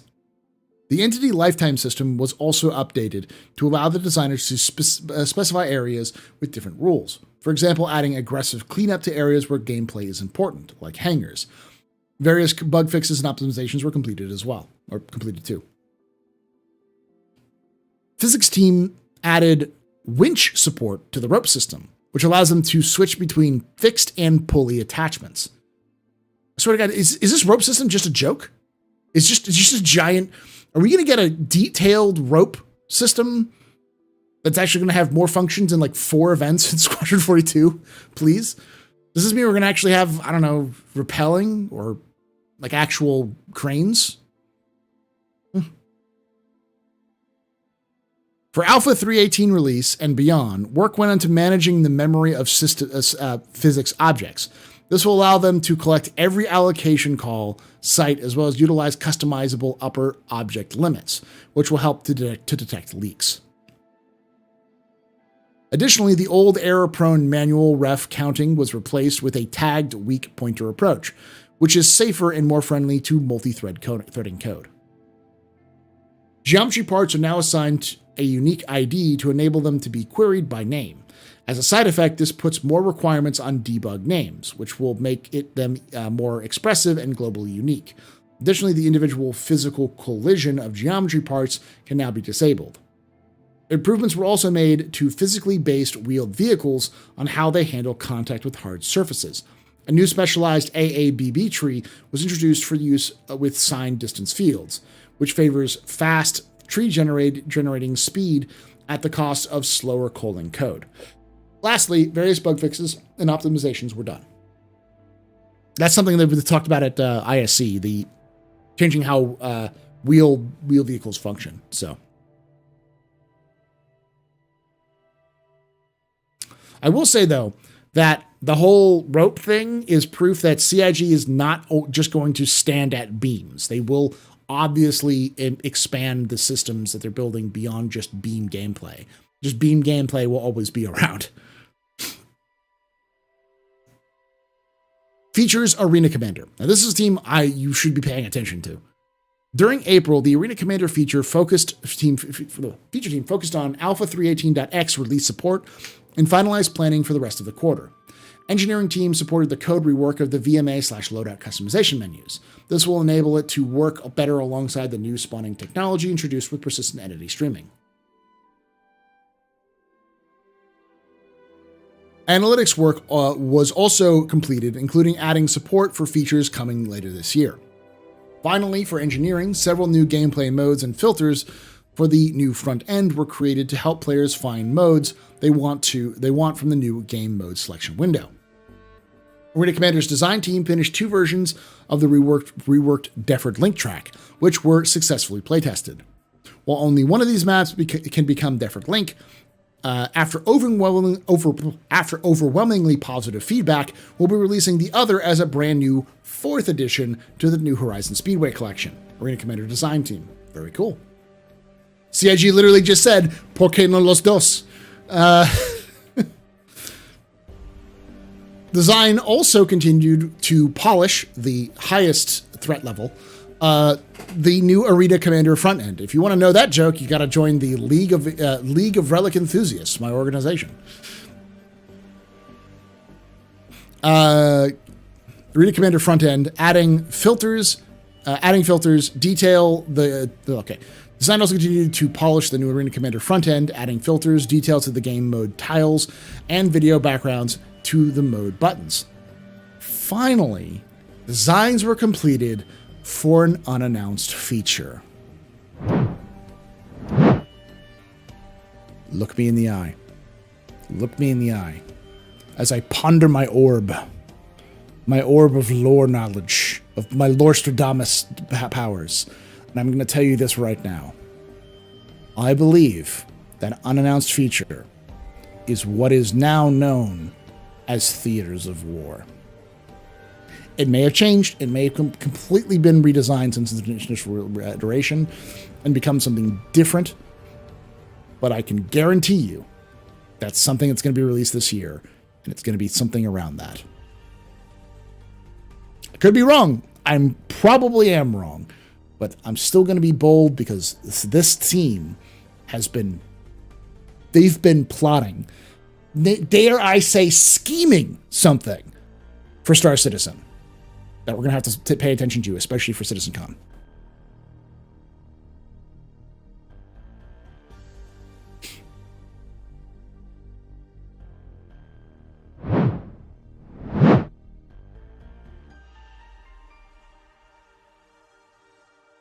Features, characters, and weapons. In April, the features team began adding EVA fuel to the actor loadout. Woo! This is big. That means that the resource system works. When implemented, players will use fuel as they accelerate or decelerate while free roaming in zero gravity. If fuel runs out, they can use their oxygen supply as low-grade emergency supplement to get them safely. However, jumping from surface to surface using zero-G traversal system will now use fuel, making it a viable option for players traveling without thrusters or that are low on fuel. Multi-tool tractor beam can now be used to navigate environments without gravity too. The team also worked on flak ammunition. This generates a single projectile that on explosion, breaks into additional projectiles that fire in random directions. Part of this included implementing the option to add proximity trigger to any projectile. That's big. A proximity trigger to projectile could mean things like artillery shells, airburst artillery shells, or airburst bombs. Because right now the bombs impact the ground and explode, but anyone who knows how airburst works, an airburst will actually hit more of an area than if it hits the bomb, because if the bomb hits the ground, it'll have to spread out from the ground up and out. But airburst goes right down. It's like a shotgun goes straight down. So that's... Oh, okay. That's big. That's a huge thing. New EVA system stuff isn't being implemented already. Features, gameplay. All right, this is a big one. This is a long one. Last month, EU-based team progressed with the mining update and tractor beam detach/attach feature, which are targeted for release in Alpha 3.19. It's important to note that this was written for April, so this is stuff they worked on in April. For salvage, development of the mulching feature began, with the first prototype finished for internal iteration. So mulching is already being done. This is about the time they were working on whole scraping for last year. So I wouldn't be surprised if mulching is in 4.0 or something like that. So For those of you who don't know what hole munching is, it's the next step beyond hole scraping. It's basically taking the superstructure that you've power washed clean and then breaking it, and then using that to process and to scrap. It's the last step. Now that we have removal of components and weapons and like missiles and hole scraping, the mulching is the last step for salvage.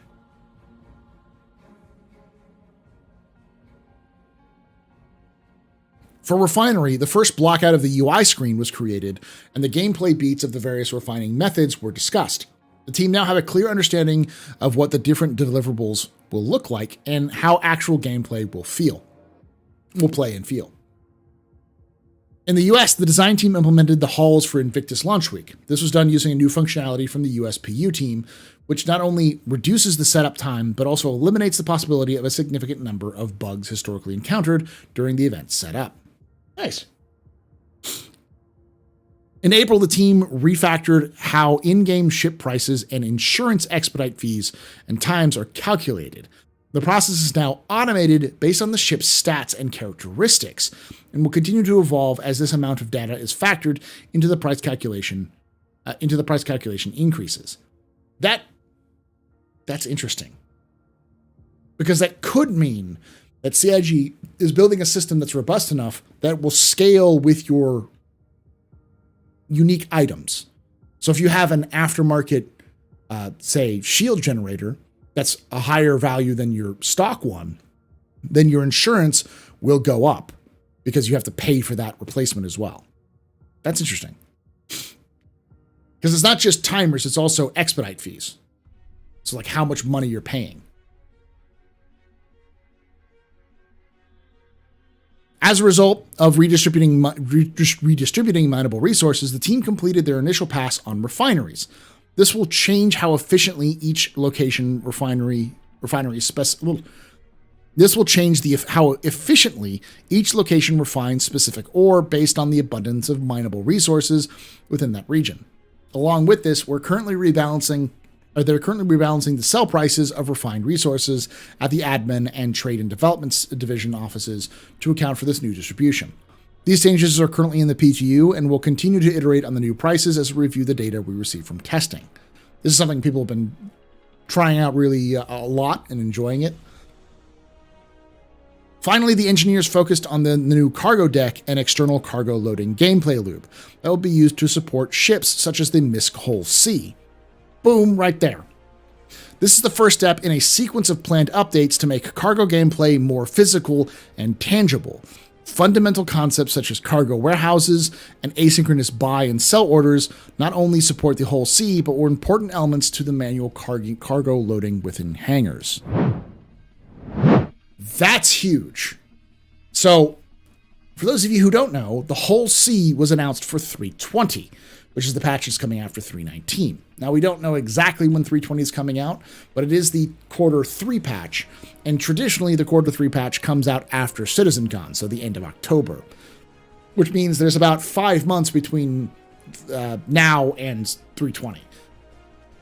At this point, I was thinking, well, why are they releasing the Hull C if they don't have gameplay to support it? Because the Hull C requires you to only transport goods from station to station, because you can't land a Hull C in an atmosphere because the fully loaded. Because the fully loaded, it blocks the landing zone. So they have to be able to use the Hull C in atmosphere or in space, which means that space has to have a lot of different aspects. You need to have cargo decks, you need to have tractor beams, you need to have more dynamic economies. All of these things are more important for the Hull C to be relevant in game. Now, I was worried that CIG was just going to kick it out because technically the Hull C could function even if all those features weren't in. But this sounds like CIG is legitimately trying to develop some of these features for the Hull C's implementation in 320. So keep an eye out. This is a big one.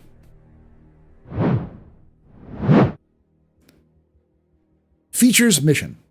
To add greater variety to in-mission ship combat, the mission features team began adding all ships into the enemy spawn pool. Pirate Argo MPUV, baby. The Argo cargo will fly. Legions of Argo cargo pirates. We used a tool to pit all ships against one another 1,000 times to determine a difficulty progression. Did you use the ultimate battle simulator? Is that what you used? Oh, that's great. That's great. I can't wait for the attack of 1,000 Argos. Work also continued on salvage missions, with attention given to missions that where salvage is used to restore valuable profits, or to restore valuable profits, restore valuable ships for profit. Oh. So instead of, it's reverse salvage, it's repair. Let's just repair. Yeah. Development continued on the package extraction, data heist, and consignment retrieval missions, another kind of confusing one. Various ship interiors were also marked up ready for combat. Awesome. On the code side, many much-needed fixes were added, while work on players defending their ships is almost complete and will soon begin testing. Defending their oh, right. Y'all haven't been paying attention to Squadron 42s, have you? That's the thing they're working on right now, is AI being able to disable and board your ship. And yeah, I did just say that. They're working on AIs transitioning from space to other people's ships. It's a part of the AI process. So now, yeah, that's going to be a thing. All right. Graphics, VFX programming, and planet tech.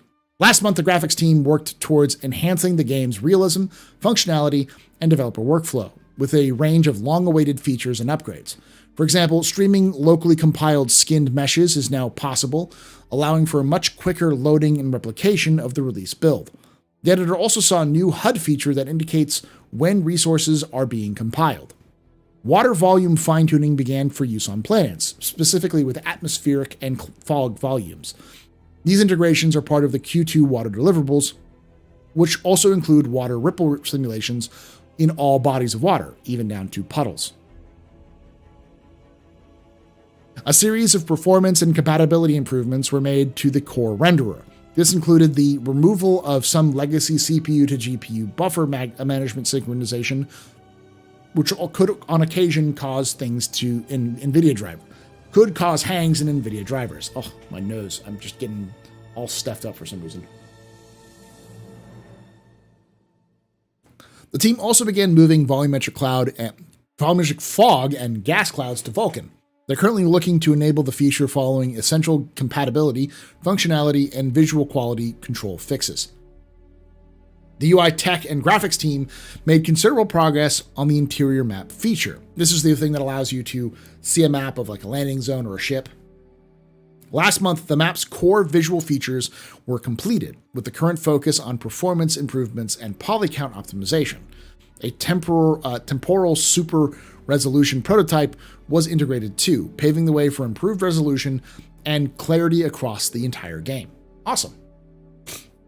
For the ongoing development of Fire Tech, new shared resource manager now efficiently manages 3D texture data across multiple fire emitters associated with a single voxel grid. As part of this, the voxel grid received several important bug fixes, including an out-of-bounds issue caused by discrepancies between the iteration code and the preliminary code. This fix ensures accurate and consistent rendering of voxel-based elements within the game.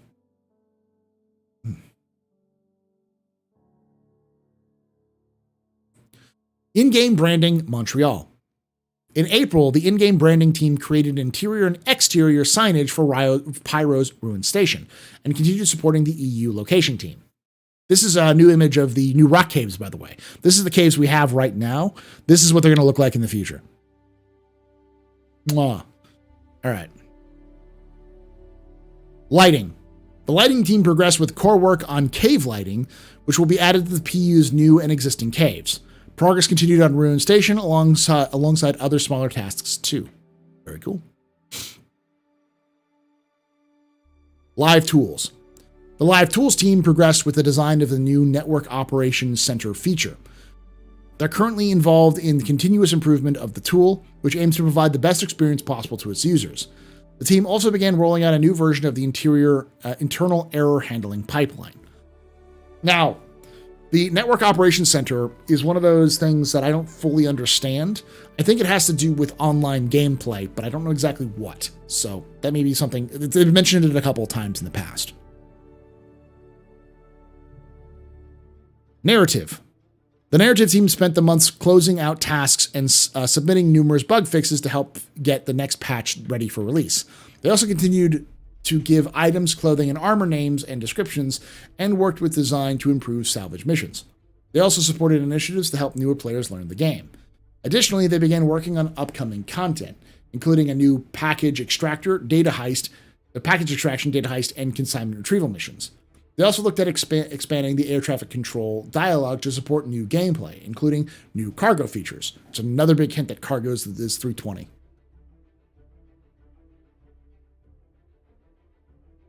Work continued on Pyro, with narrative helping the content team develop lore for the system's initial contracts, and how players can interact with the various outlaw groups.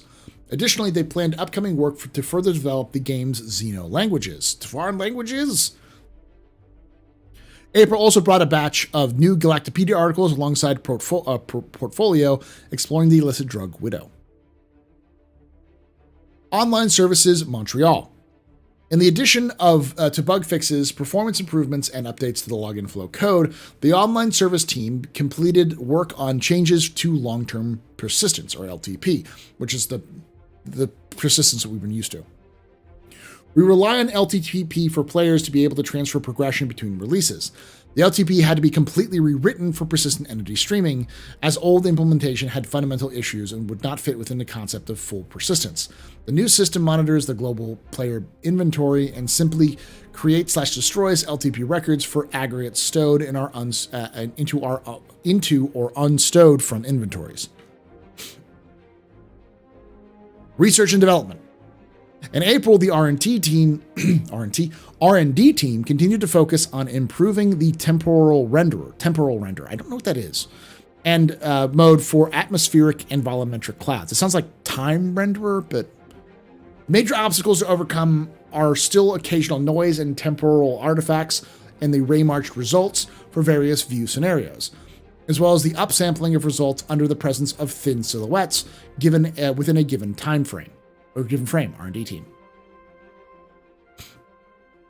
Additionally, improvements to clouds shaping were implemented and are currently in prototyping stage with tech art.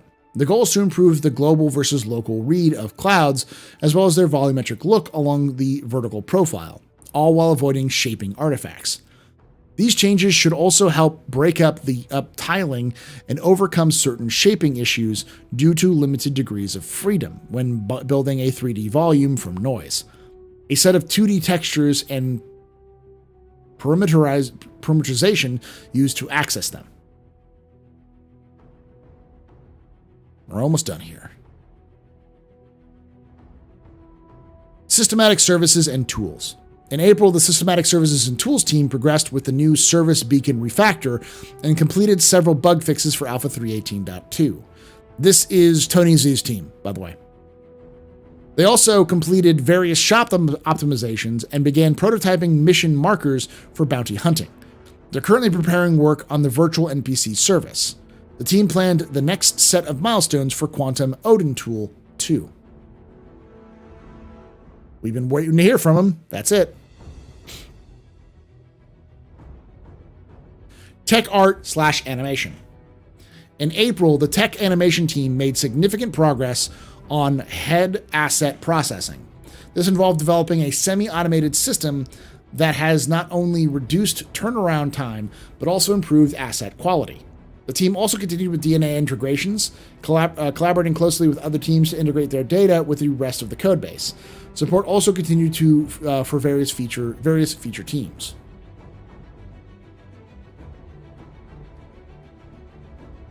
UI. In April, the UI art team improved several Squadron 42 features that may eventually make their way into the PU. including improved visuals for radial menus and various weapon screens. Okay. The UI tech team worked on several bug fixes and performance improvements and began work on the new interior map. Okay, so that's something they've been working for a while. I'm wondering if the stuff that may make it into Star Citizen is stuff that is specifically military related. That's the reason why it may or may not make it in. Because that may mean that Star Citizen and Squadron 42 are going to have very different visual appeals. Like they'll have different visual looks because, again, military versus civilian. VFX.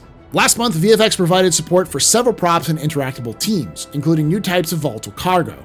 They also progressed with tasks for several locations, such as Loreville and various rock caves. A cleanup pass was also done on some older locations, which involved tidying up the level's layers and making sure placed particle effects were named correctly. Support for 2 new vehicles continued too. Awesome. All right, so we're seeing a lot of mention of interior map, which is nice. The kind of procedurally generated map for like a mini map sort of thing. I'm guessing it's also for like mostly for mobiGlas stuff, but we saw Tony Z's team is working on Quantum, the next set of milestones for Quantum and Odin, which is nice, and the virtual NPC service. R&D is working on some new stuff. There's a lot to talk about volumetric clouds and the temporal renderer for a lot of things. LTB got an overhead. Narrative's working on new missions and expanding the air traffic control. And Xeno language stuff, maybe. New caves are being worked on. We got a lot of fire tech work, water volumes, the package extraction, data heist, consignment retrieval missions, all of that. New stuff on things like being able to defend your ship from NPCs. We see salvage munchings being worked on. We see the new refining stuff is being worked on. EVA fuel is finally being added. New Arena Commander racing map for New Horizons Speedway. And an unannounced feature. Engine had engine stuff to say. We have 2 new ground vehicles. Vehicles, which is probably the Fury, which is coming out with a variant, plus a couple of white boxes as well, and the Freelancer is getting its Lot Zero and final art phase for its interiors. So for its component bay pass and everything. So that's almost done too, seems like, which is nice. We got the Dusters and the Frontier Outlaw stuff is being worked on. New skeleton rigs for creatures. AI vehicle features being able to, the new sort of aggressive AI flight mode, how AI is going to fight is being added. AI can now avoid other players and other locations when they're driving around or flying around as well on ground. And animations and just janitor work stuff was done for UI as well, for AI. So that was April 2023 Star Citizen Monthly Report. As always, I'd like to hear your thoughts down below. If you like these sorts of things, if you find them helpful, it really does help. And if you comment, it does help the algorithm a little bit more to kind of like promote it a little bit more. Like the video if you enjoyed this content as well. That also helps. And I'll see you next month. And like I always say, hope to see you someday in the black.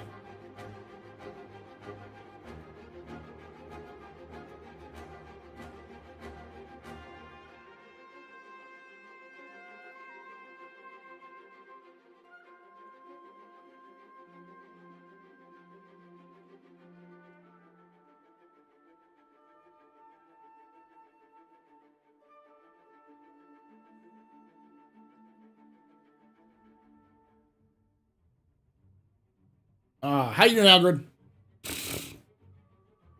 Temporal rendering is likely to smooth out performance. Yeah, it sounds like it's trying to smooth out performance and also visuals, because it's the little like scattering effect that we see on clouds right now, the static.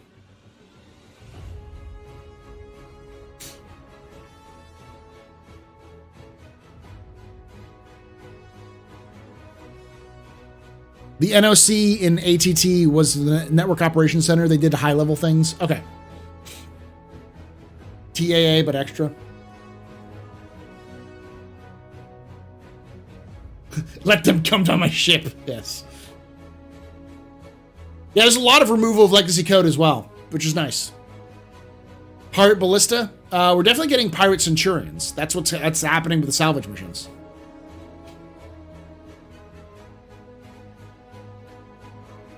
Suicidal MPUVs. That was good.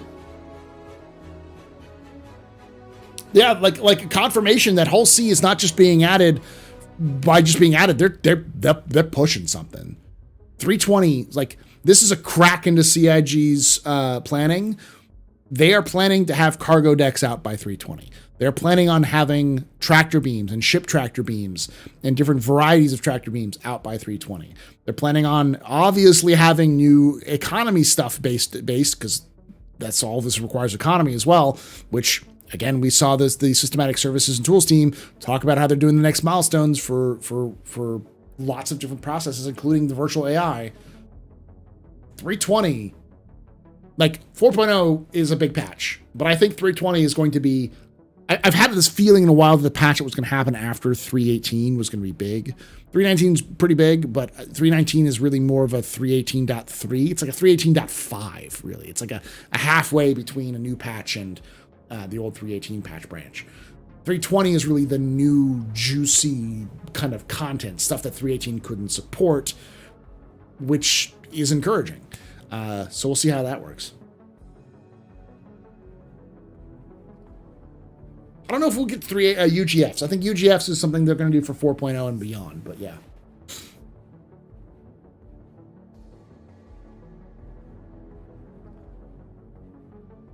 They'll want it working for a Citizencon presentation anyway, yeah. What else do you think we'll get out of the 320? I think that'll be probably it. I don't think it'll be hole munching. I think it'll be not refinery, but maybe the first iterations of the resource system, the new EVA system, which is something they talked about, the new movement system probably as well, because again, October. New UI. I think we'll see cargo decks, new cargo sizes, the whole sea, and new, more dynamic missions or more dynamic economy, and a fuck ton of missions. Because CIG just wants to just churn out missions like it's no one's business, so. I'm sorry, Axis. Hey, new soul. Oh, did you send it to me? I'll take a look at it. Thank you there, New Soul. So New Soul is actually doing... Here, I'm going to sample this everything. New Soul, if you're cool with it, let's let everyone hear it. There's a new... you also may have to send it to me because... unfortunately, Uri doesn't have internet. He just moved, so he doesn't have internet till Friday.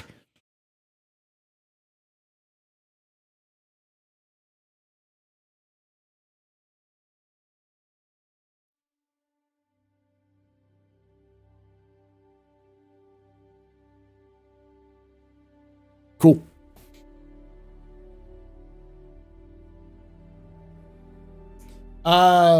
Hacking or database the heist 320? Almost certainly we're going to see database heist in 320. Hey Paul, what is the Orion mentioned alongside the Quantum? Orion is the visualizer tool they use for Quantum. So the Orion system is the system they use when they're actually, like whenever they show off, if you notice, when they show off Quantum and they show the little data points flying back and forth, the system they use looks very familiar. It looks like the Arc star map. Because it's the Arc star map. The same team that built the Arc star map is working on the Orion system. It's basically their management tool for Quantum. So Quantum is the actual system and Orion is how they use it. Thank you, New Soul. Let me pull it up. All right. So this is supposed to be the intro for our new kind of mystery show that I'm going to be doing for lore stuff. So take a listen.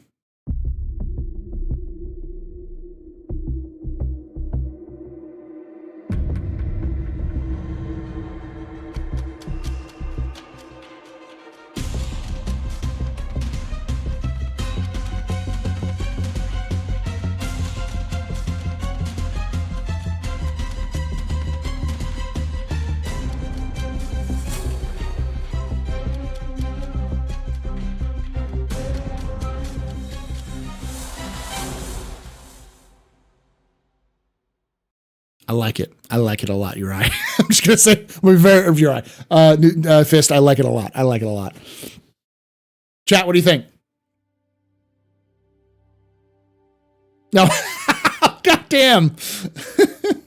One more time. When you get, what you can you see this Fist now? Can you see this? Can you hear me?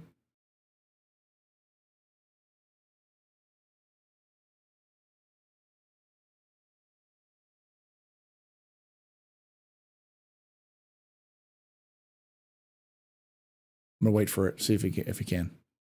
Let me know when you can see me again. You can hear me again. Fist. My voice is dying. All right.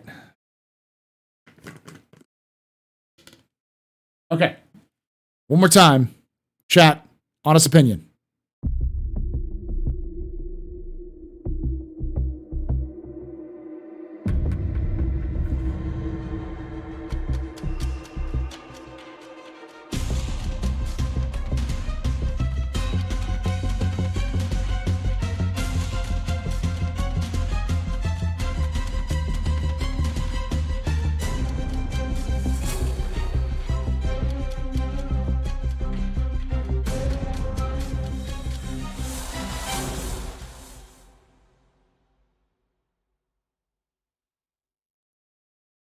It's the new intro that Fist has so generously offered to do for the Untold Tales. Let me do the full spiel here. Let me pull it up.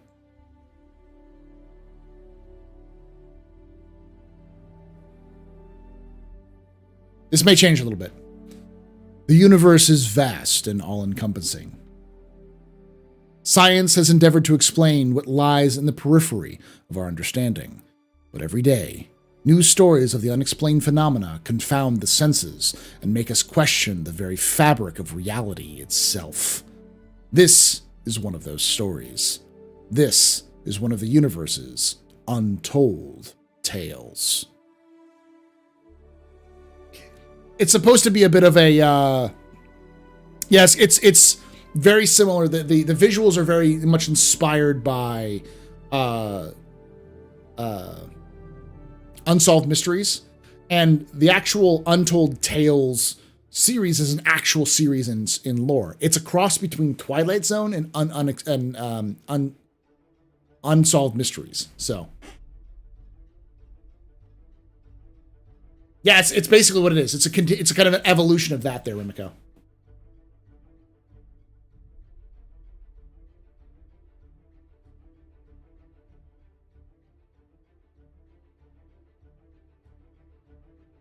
Sounds like a combat news report. Yeah, it's very similar to... The idea was it's heavily based off of the... I'm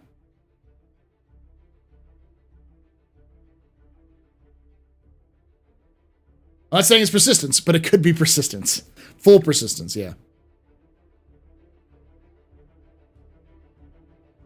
I might change up that intro a little bit, because that's the actual intro that they use for Untold Tales.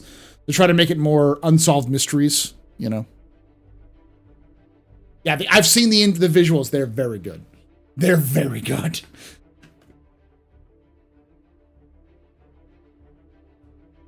And the first episode of this revamped series is the Lost Settlers of Stanton. Where did the original settlers of Stanton go?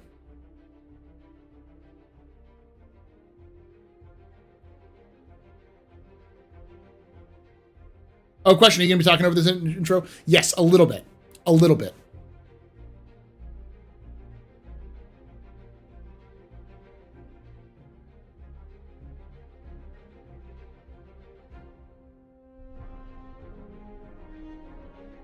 I may not, because it's unsolved mysteries. So I may just leave it at that.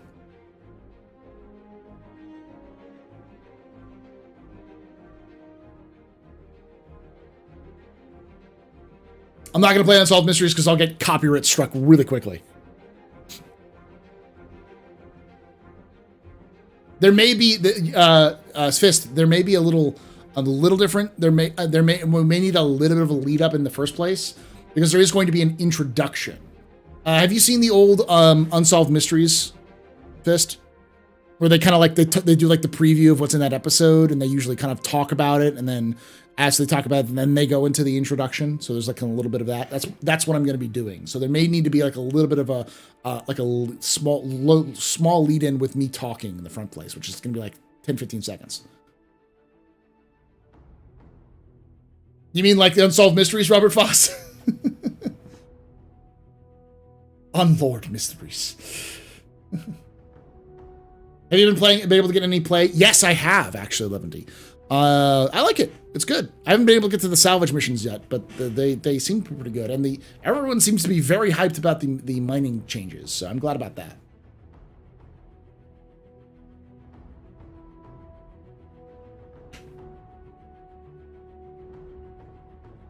Now, Polly, you know those settlers and those Santas were squatters. That's what the UE says, at least.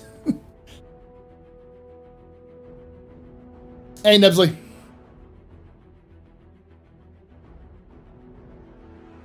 If you need a drone sound for your voice intro, I'll probably do. I'll probably need a little bit of that. Because there's definitely like a good... I'll read it out right now just so you can get the idea. Stanton has a secret story, one almost entirely erased from the history books. This story is darker and more tragic than you might imagine, filled with military actions against civilians, cover-ups, and the largest loss of life in the 29th century. Join me in investigating the fate of the original settlers of Stanton.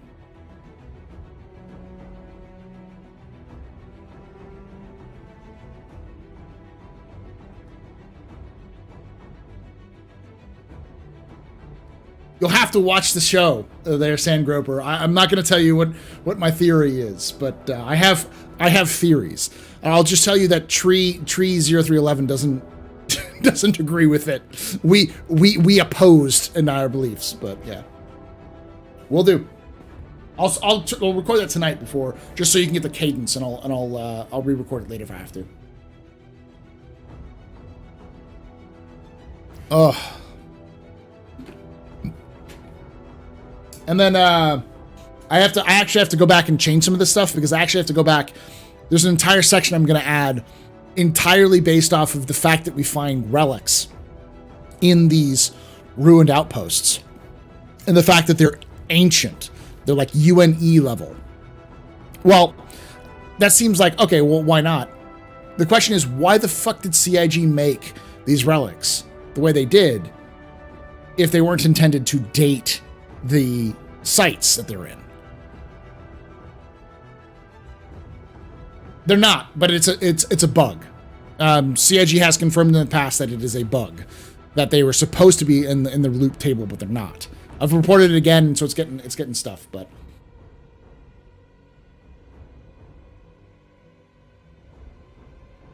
should ArcCorp have some stations orbiting each area? It feels it needs more infrastructure to sustain a city planet. Probably does, but I don't think CIG is going to do that initially.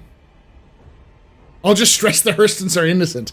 Well, no, I honestly don't think that the Hurstons did nothing wrong in this situation. For once in the existence of the Hurstons, they had nothing to do with it. It was entirely the UEE's fault. Because in theory, that would help us date the original settlers of Stanton, because we know they're there before the UEE showed up. If these original settlers of Stanton date back to the UNE, dear God, that means that Stanton could have been inhabited for like 500, 600 years before the UEE showed up.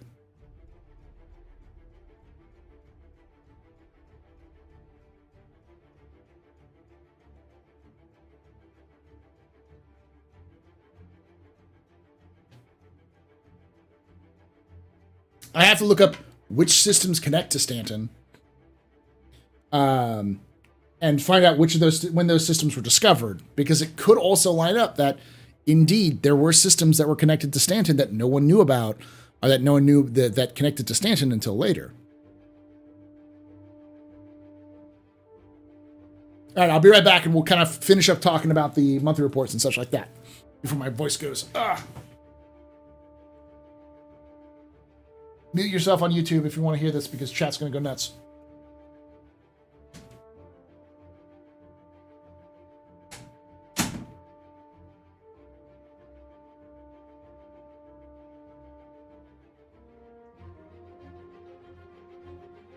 Cash it as wares, if you have coin.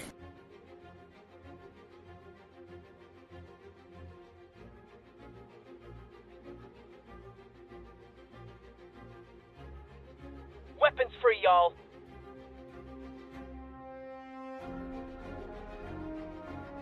Good news, everyone. It was at this moment that he knew. He fucked up.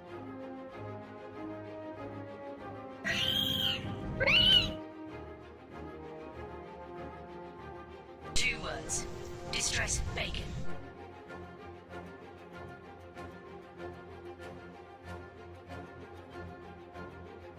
Everybody and his dog calls himself an outlaw.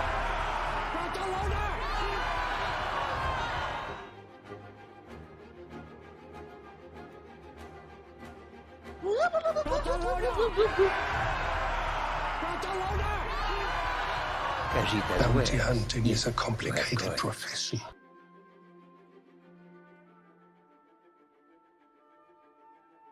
Drugs. Hello. Two words. Money. Distress bacon. Everybody and his dog calls himself an outlaw. Bounty hunting is a complicated I'm just an old-fashioned cowboy. Weapons free, y'all. It was at this moment that he knew. He fucked up.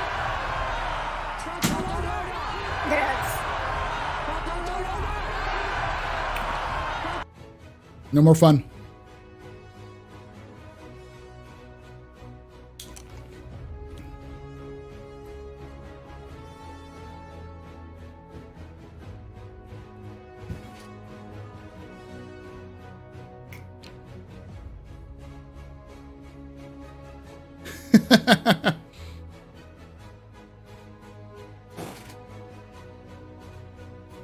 Gum. Best tradition ever. Boo, Daddy's back.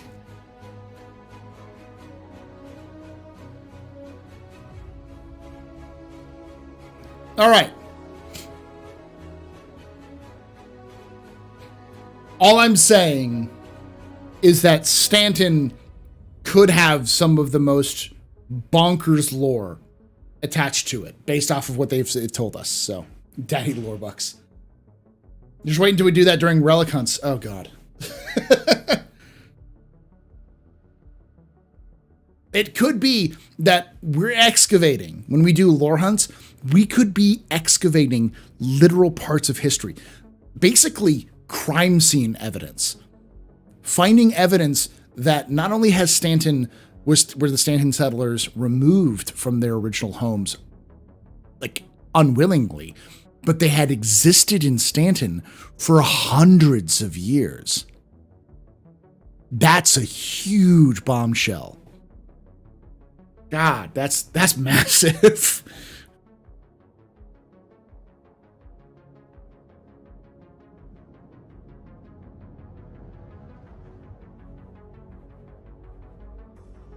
Oh, I mean, we know, to give you concepts, lore has indicated that Stanton had tens of thousands of residents on every planet. Which means that potentially there could be over 100,000 people in the Stanton system alone when the UEE showed up. Now, given the scale of the verse, that's fucking nothing. But 100,000 people who may have been born and raised in Stanton, like that was their home for generations. I mean, Like,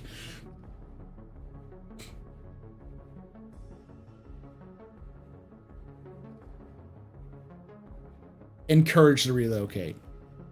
You'll see in the video. There's some disturbing implications of what has happened in Stanton, and it fits well with the context that Star Citizen is not a utopia. It is in fact a dystopia. It isn't like everything. Oh god, everything's terrible. But it's like it's not a happy place to live unless you are very, very lucky.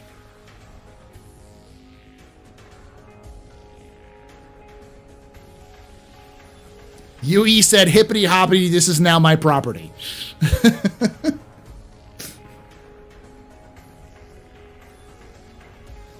Hey, Del Kenobi.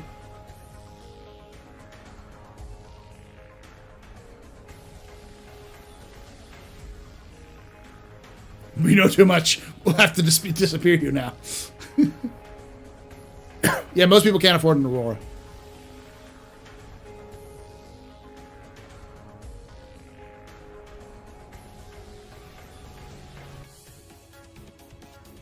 Yeah, pretty much. Eminent domains with shipbuster railguns. Let's just say the old lore had very direct references to Bengal carriers being involved. I really enjoyed your Legionnaire video. I kind of want one now. Thank you for watching. Yeah, I have no idea what happened. I released that Legionnaire video and the algorithm decided to yeet it into the fucking stratosphere. It has over 11,000 views. For context, even my best videos after a week get like 5,000, 6,000 views, which is still a lot, but like it has about half my number of subscribers views. And it got that within a couple of days. Like within a day, it was at 10. Within 2 days, almost 3 days, like between two and 3 days, it was already at 10,000 views.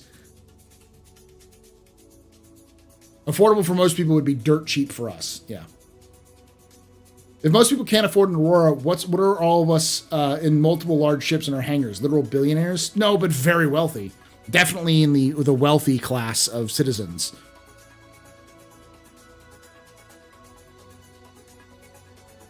Speaking of railguns, what the fuck is the canonical size of them? Because everyone says 130 millimeters, which is damn small. Yeah, it's 130 millimeters is the canonical size.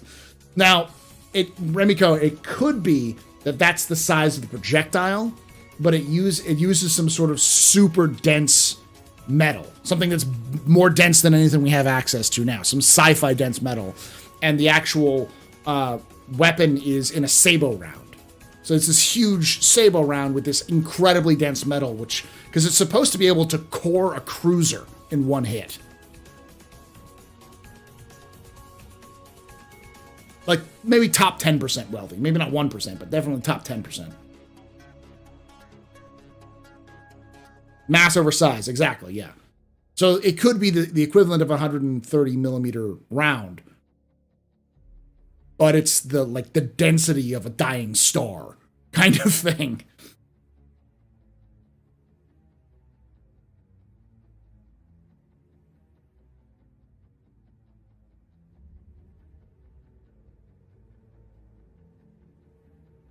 It does seem small because those turrets are the size of Auroras, but it could be a situation where the projectile size is not as commensurate to its density, and they need something that big to project something that heavy out of its front. Does that make sense? What about against the Federation Galaxy class? I'd have to know the specifics, but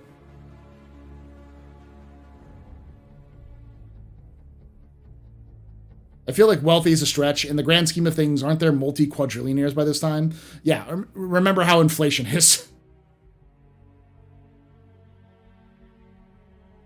Yes, you did. We just finished it. But it'll be up on YouTube, and it'll be up here. The VOD will be up for if you want to read it, watch it, and then the standalone will be up on YouTube next Wednesday, so in a week.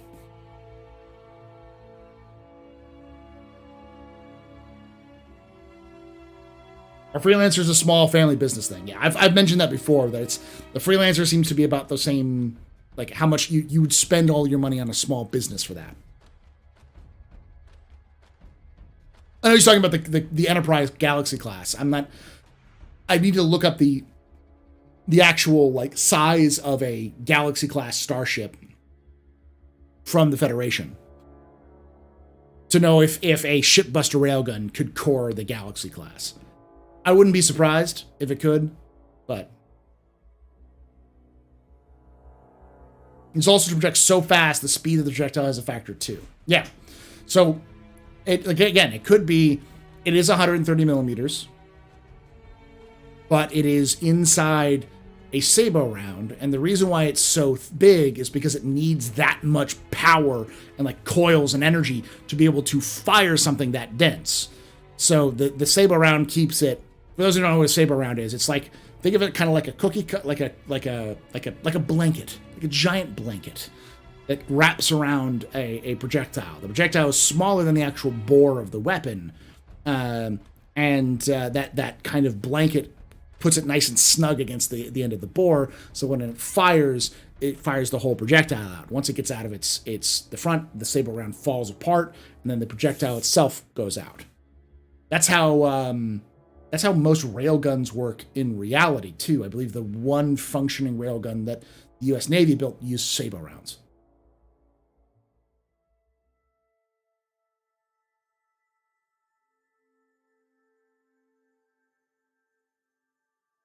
For context, if we're comparing the Bengal's size for real-world battleships, it would be larger than Yamato, which had 460 millimeter guns.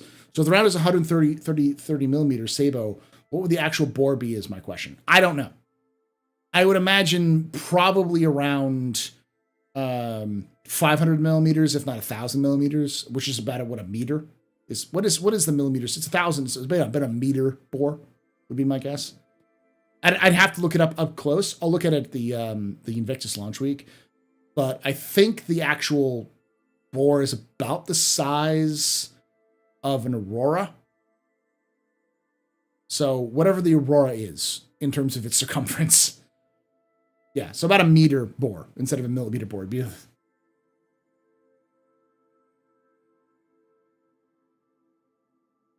The sabot is ferrous, so this railgun magnetically propels the sandwich along. Oh, nice.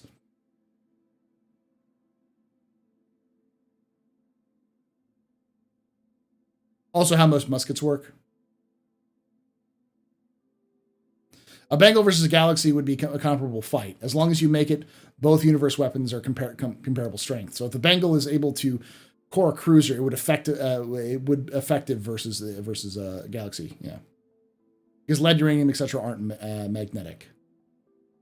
That could be the case. Yeah, because it's not magnetic. The actual thing. We're also talking about, again, this is a science fiction universe. They could be using metals which are so dense that we have never even thought about them. You know.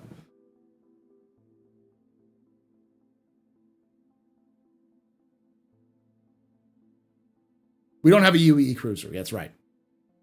Now, my theory is that the UEE has done away with cruisers, at least right now, because cruisers, heavy cruisers, and battleships have all existed in the UEE before this. But we know that specifically the indefatigable, yes, because it's not indefatigable, it's indefatigable, which is a weird fucking word. It is an actual word. I don't know in the English language. It's just, it means the same thing as indefatigable, but like undefeated, you can't tire it out. But that is a battleship class that existed in the UEE. It existed against the Vanduul. It was actually used against the Vanduul, but it was taken out because it wasn't effective. My theory is that the ships that they built to fight the Xi'an were big and heavy and contained fuck you amounts of firepower. But because they were big and heavy, they were slow. And most Vanduul attacks are not king ships. They're raids. So if you're trying to defeat a raid, You don't need a big, heavy, slow gun platform. You need fighters, and you need stuff to support those fighters. And a battleship does not support that. So they move to more carrier-based technologies.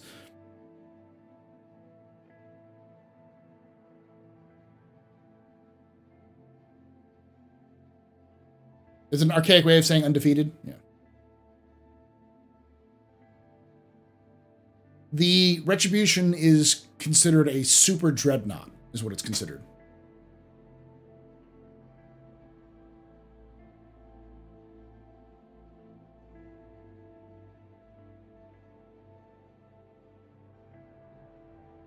Sounds very familiar. The difference is that we actually still have cruisers today. You know, cruisers is the largest kind of military ship outside of carriers that exist. But we don't have cruisers. The reality is I think the destroyer, the Javelin, isn't actually a destroyer. It's a cruiser in our modern context of what a cruiser would do. And that means that we really don't have a destroyer class, because while we do have the Idris, which is a kind of technically a frigate, we don't really have what a destroyer would be. The frigate is more of a patrol ship. It's more of a like a Coast Guard cutter sort of thing.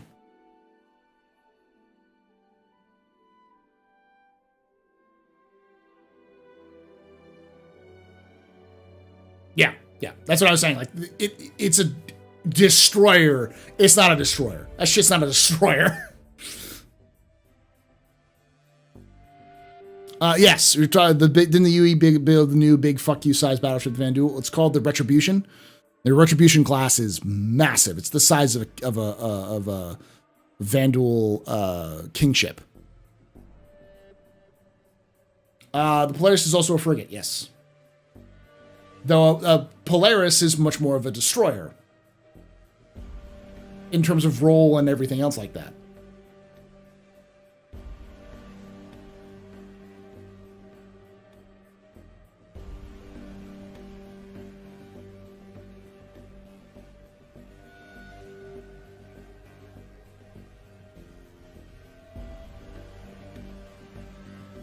Basically, the UEE has discarded most of their bigger and heavier tonnage ships and replaced them with more versatile ships. Like, the Bengal is new. It's probably one of the newer ships in terms of capital class that's been added to the fleet.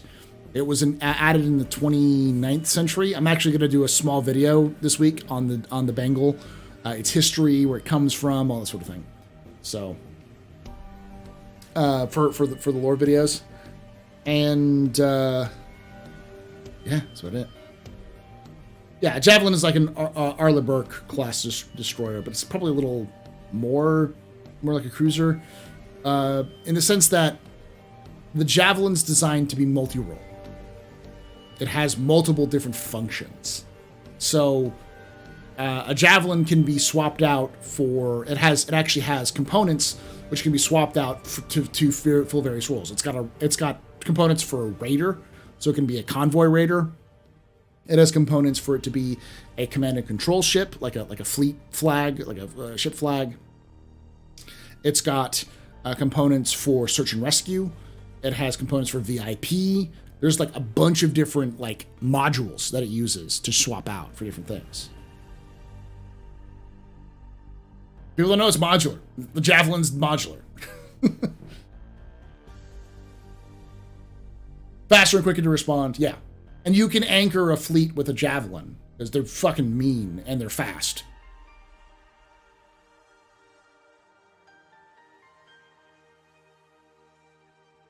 Wouldn't the Perseus be more of a destroyer in terms of original destroyer class, torpedo boat destroyer? Kind of. The Perseus is more of a patrol boat. Its size is tiny. It's the same size as a hammerhead. So it's much more like a Coast Guard cutter sort of kind of thing, or more like a PT boat than a patrol torpedo boat than anything. Gunboat frigate, yeah. Upsized PT boat, but it's speed. Its emphasis is on speed, but also armor, but yeah.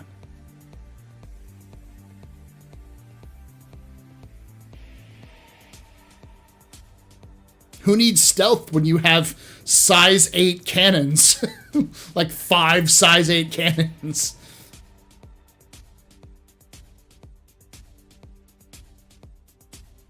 All right, y'all.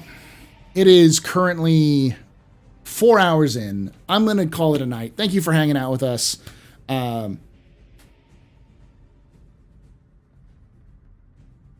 Perseus is a Corvette PT. CIG's class naming is stupid. Yes. CIG is bad at naming things. We'll just say that.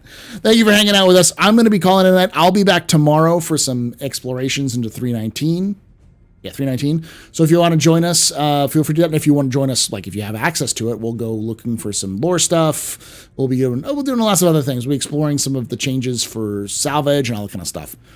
Thank you for hanging out with us. I will see you all tomorrow. And then on Saturday, I have Nazarus and Darge, and we'll be talking about the various different things, but we'll be talking about 319 and also, of course, the whole scene. What does it mean?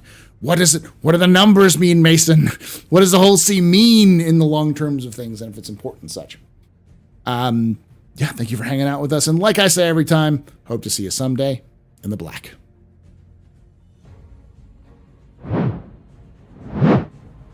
Remember to get Factor! ! Factor in chat. Get yourself something.